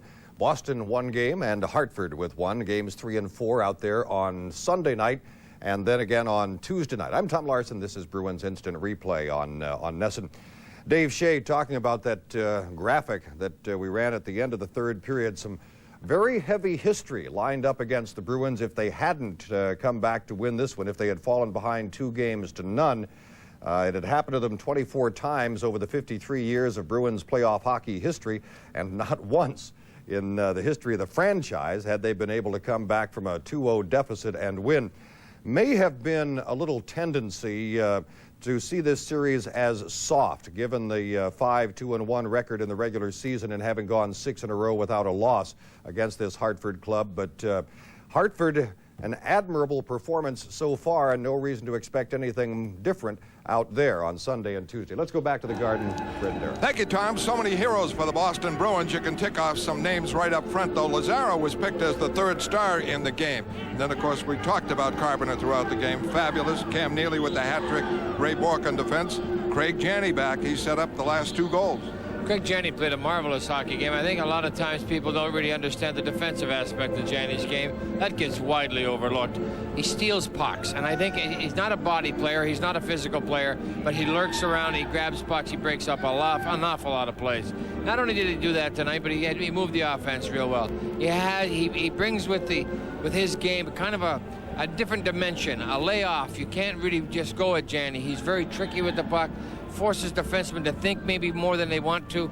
You got Hartford maybe a little bit suspect on defense. They're pretty well stay-at-home, sturdy defensemen that do their job, and they really start to think about Janney because he can opt the puck and give it off in so many different directions that you tend to back up on him. That gives the forwards, the line mates of Janney, a little more room.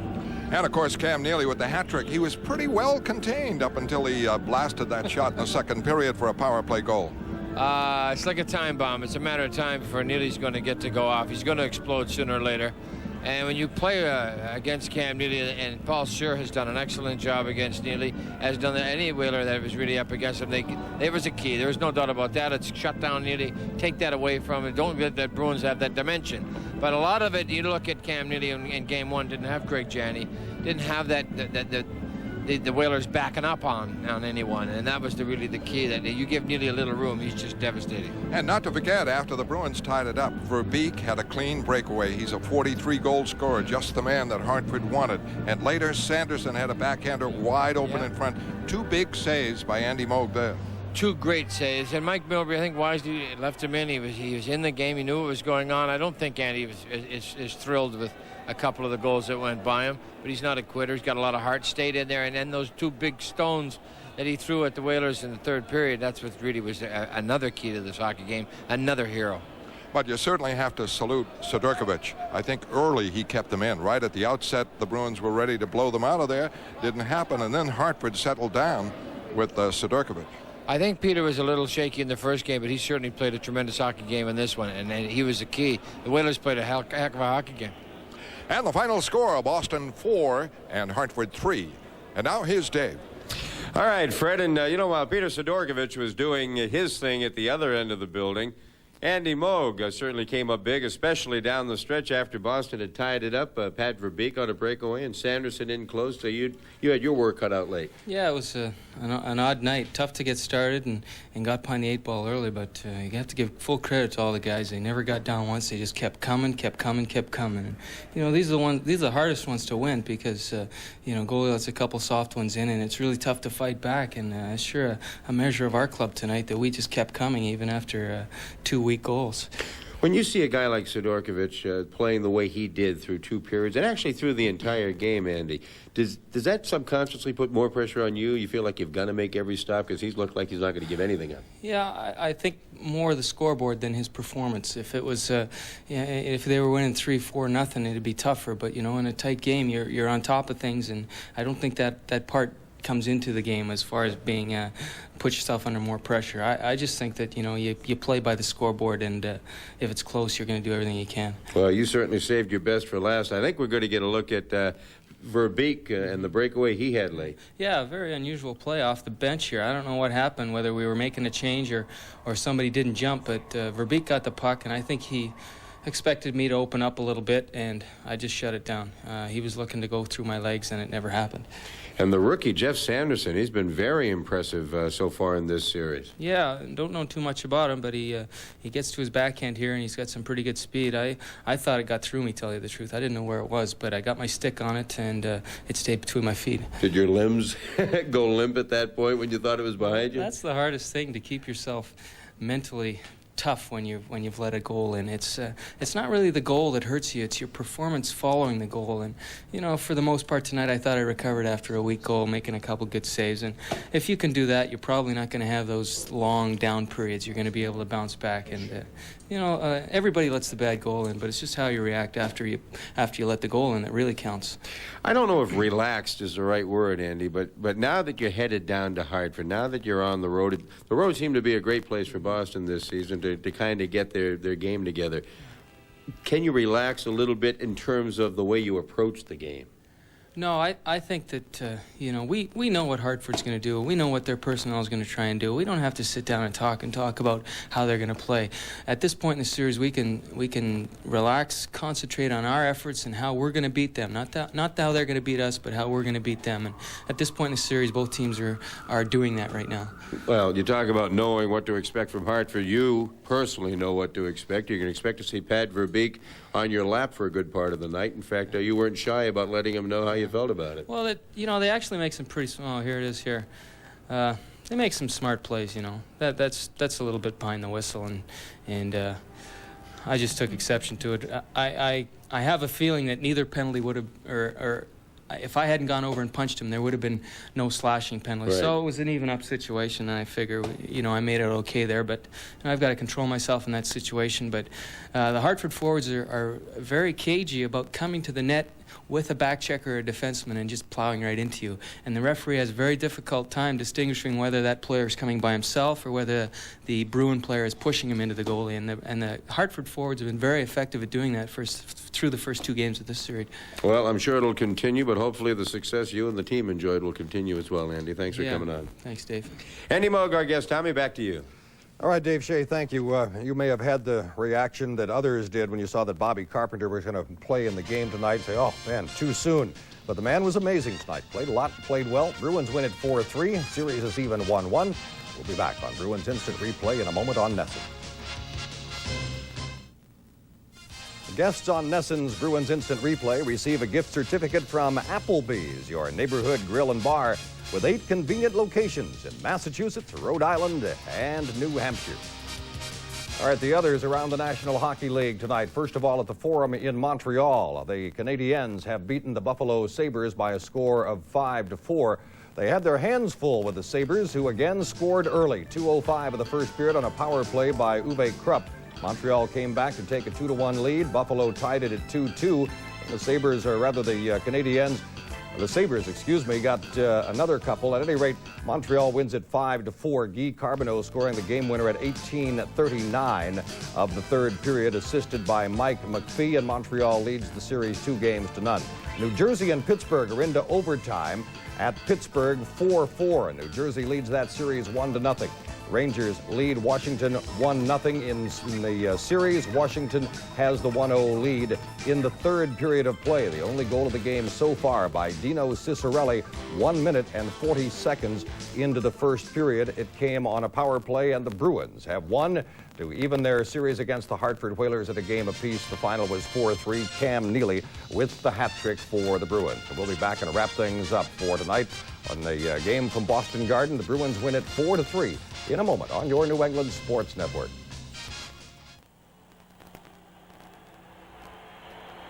Okay, guys, I'll write it down for you. Card holders get the 1990 Bruins highlight video, plus discounts, contests, and giveaways. The fans are gonna love these Bruins MasterCards. And did I mention the Pro Shop discounts, huh? I told you it's good in 8 million locations, right? I thought so. To apply, call 1-800-432-GOAL. Bobby, you won't forget to call 1-800-432-GOAL. What a guy, what a guy.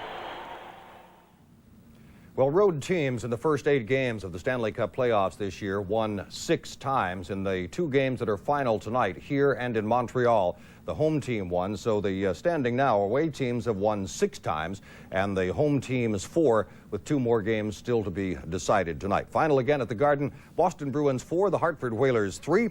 The series is even at 1 game apiece. NESN's next Bruins telecast scheduled to be the 5th game of the series. That would be next Thursday night at 7:30. Live from Boston Garden, we'll have Bruins Digest live at 7 o'clock.